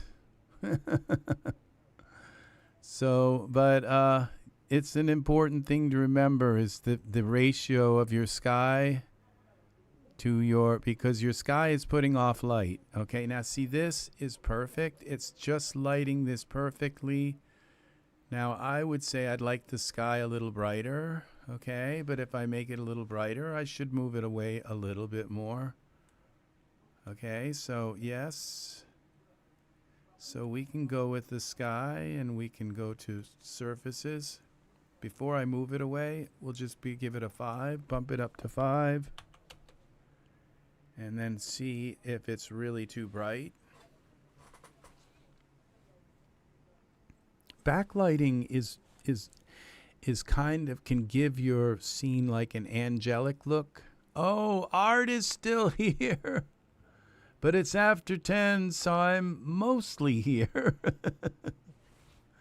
Well, okay, for a moment it just said there was one person here, and so, well, thank you, Art, for hanging out. I think this is important, this whole sky to this ratio that we have, you know, going on here, of how much we want the sky to shine back into the scene versus how far away it is.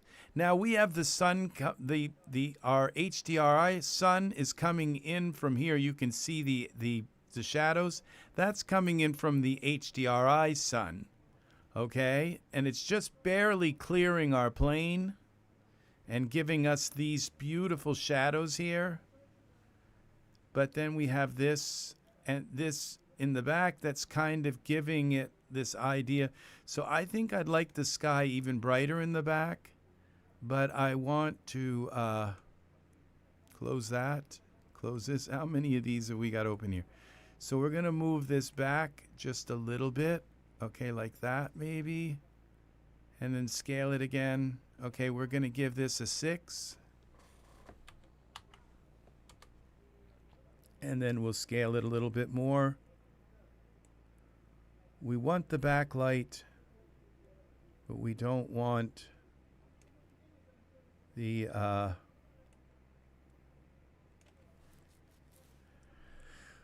we don't want too much backlight. We want the sky a little brighter.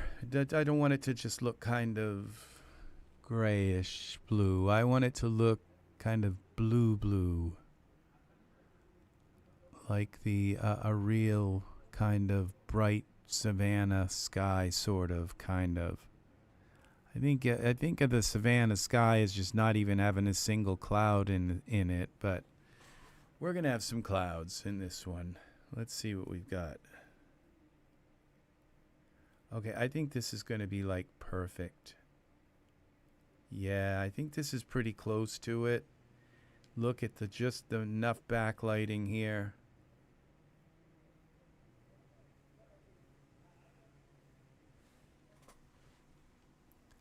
How quickly will this render? You know, that's the question.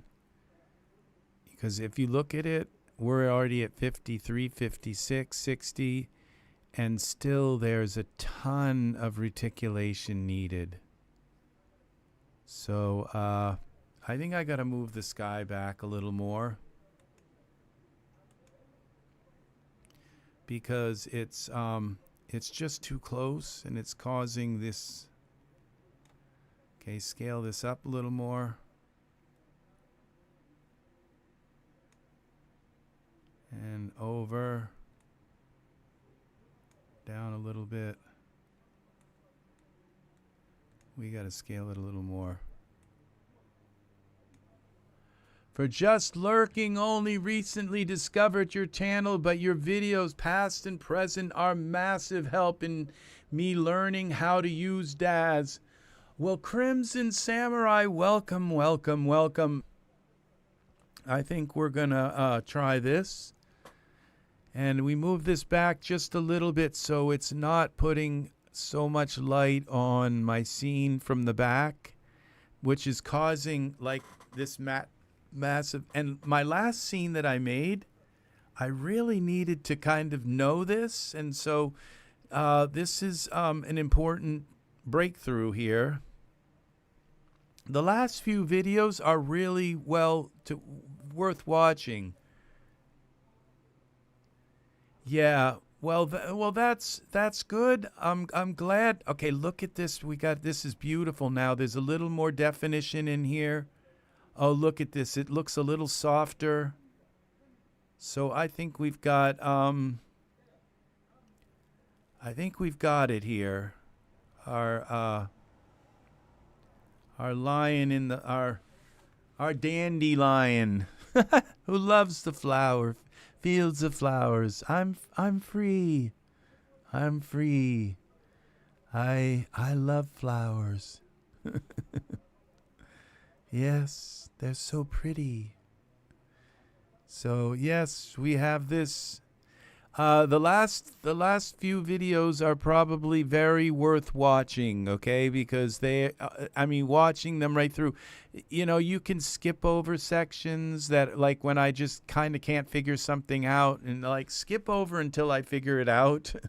And they're live. These are unscripted, unedited. We're live, okay? So, but there is a ton of like, when I figure stuff out, it's big. Like what we just learned today about these.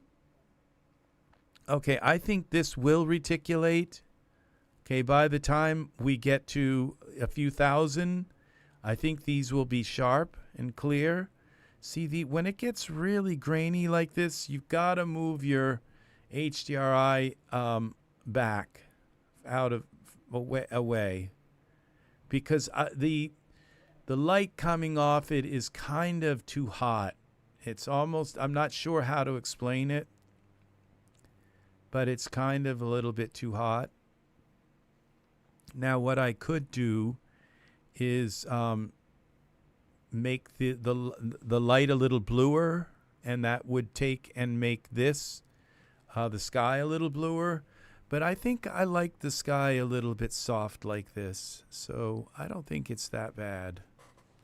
And we're up to 233. I still think this sky in the back is too close, so I'm gonna move it back some more because it's just there's still this problem with it causing all this graininess. It's just a little too much grainy. We're going to pull it back a little more, okay, and scale it. Let's see what that does. Now we'll bring this a little larger, bring this over, and bring this down. I always use planes in the background. So Art has got, you know, he has like Daz open, you know, when, and I think that's the smartest thing to do when we have this, because he can not only learn and listen in the background and kind of pay attention, but in the end he can make something, may end up with something that he's made. And that's a very, it's all about making art. It's you know, that's why I don't have this like, well, this is how you do this one thing video, okay? Is because in the end I've got a whole bunch of one thing videos and I don't have any art. You know, I don't make anything, and so I can make art and kind of also and have something made that I made from a scene. And also, and teach and have people learn stuff while we're doing it. So, I think that's a better thing. And some, you know, and someday I might be able to, you know, pay somebody, I don't know, to go back through my videos, extrapolate little areas where. Oh, I often watch them follow along with Daz. Yes. Oh, that's nice. That's nice. Yeah, you don't have to, you can like kind of make your own scene, but still kind of put your own things in the scene, but just kind of learn from the tips. Now, we might be too far away with the sky, but let's see. No, see, this still is giving us some really nice backlighting. That's enough, I think. That's enough for the backlighting. Yeah, we're going to go with this. So what I'm going to do is cancel this. And, well, it is nice because, Crimson, now that you have found your way into the chat, you can ask questions. You can help steer along the scenes. You can add input. You can. That's really nice to have you here. As Eve asked a few questions earlier, that's D. Dubovsky, and we went off into all kinds of tangents, but they were really awesome ones that everybody kind of learns from. Because today we right now on sale. I don't know if you've delved into Ultra Scenery 2, but if you own the Ultra Scenery, they now have a new biome volume out. But this Alienator Pro lets you take anything that's any prop or plant or flower in your inventory tree and just swap it out for the things that are in Ultra Scenery. So basically, it just came out today. It's called Alienator Pro. It's $15, and if you already have Ultra Scenery 2, you want to get this. It's $15.39. Probably a little bit less if you have a and this allows you to swap out any biome with your own like plant or tree or bush or anything like that, and I show you how to do that earlier in this video today. So it's very important to get it while it's on sale, because it's going to go up to full price at least for a couple of months, and then it might go down to to maybe 40 or 50% sale. But for now, it's just really nice, and I do show you how to use it. And this image here, okay, we're going to go into render settings, general. Now we're going to go up to about 4,000. Okay. And we'll save it again. We're going to go now to our render, progressive render. And this is what we do. We slide the maximum samples, and we turn off render quality. So it will just render and render and render until I stop it. Okay? So if you just slide these up and slide that over and turn off render quality, it will just keep rendering and rendering and rendering. It's in my library, but yet to tackle it. Already have your tutorial videos saved for later. Well, today it was a big one, okay? So if you go back to the beginning, you might, and you walk through it, and you have DAS open at the same time, you may be able to jump that hurdle, because I go and I explain a ton of stuff. Like I said, always go backwards, okay? Don't go forward, all right? So if you've got videos that you're watching that are in the past, move up to like this video. Watch this video, okay?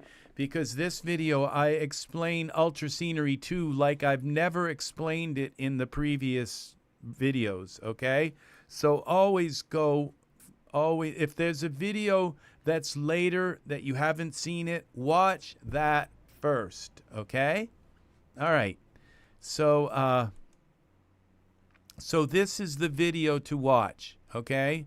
So if you're in the middle of watching another video, or you're still kind of working on that one, switch to this one, okay? Because this one will teach you stuff about Ultra Scenery 2 that that I do not teach in the other ones, and stuff that I've just kind of learned about culling and how you can cull on and masks today, masking stuff, which is amazing. You get to see my amazing black and white masks, which are kind of a little bit iffy. And then tape tips, okay? So that the water begins at 0, okay? That's where the water always begins, so you don't want your land to go below 0, certain things like that. So this is going to take a very long time. We're up to iteration number 4, number 5. Okay, so these and it just boom, then the daisies. Because it's like everybody's got daisies, because it comes with Ultra Scenery. You get daisies, you get these. So and it put them in so beautiful. So this looks like it could like actually reticulate. We are only on iteration 14. So we've got 2,000 to go. I might even let this render to 6,000. So yeah, it looks like it's gonna work. And our lion looks good. It doesn't look like he's got hair growing up, grass growing. When you grass, okay, it doesn't look like the ground is the wrong color, okay. So I like this little area in here. Kind of gives me a little natural, kind of high, sort of natural feel like in here, with this going up in the sky. I don't know what it does to this whole area is kind of beautiful. And look how Angus, you are the star of the channel, to kind of really get some definition in it. All these little specks and stuff will go away. This is gonna it might have made it to yeah. All right, so take care. Angus, have a wonderful night. Thank you for everything, Mr. J. And we have Art here, and Crimson Samurai, and we had D. Dubosky, Mr. J, and let's see who else we had. 44 and come in here, and Serenity's Gate, very wonderful, very wonderful. And CDJ was here way in the beginning of the night. So yes, CDJ, if you're watching after the broadcast, thanks for your time and watching my videos, and you are awesome, friend. You are. So, and Art was the first one to pop in tonight, and Angus was very close behind. So, all right, take care, people. Just make sure I've not missed saying hi to everybody. Okay, we got Mr. J and D. Dubovsky, Art, and Angus, and again, Mr. J, and Crimson Samurai. So, all right, thanks for sharing. I'd like some seeds from your flowers for my garden, please. Well, I will send Leo over with them.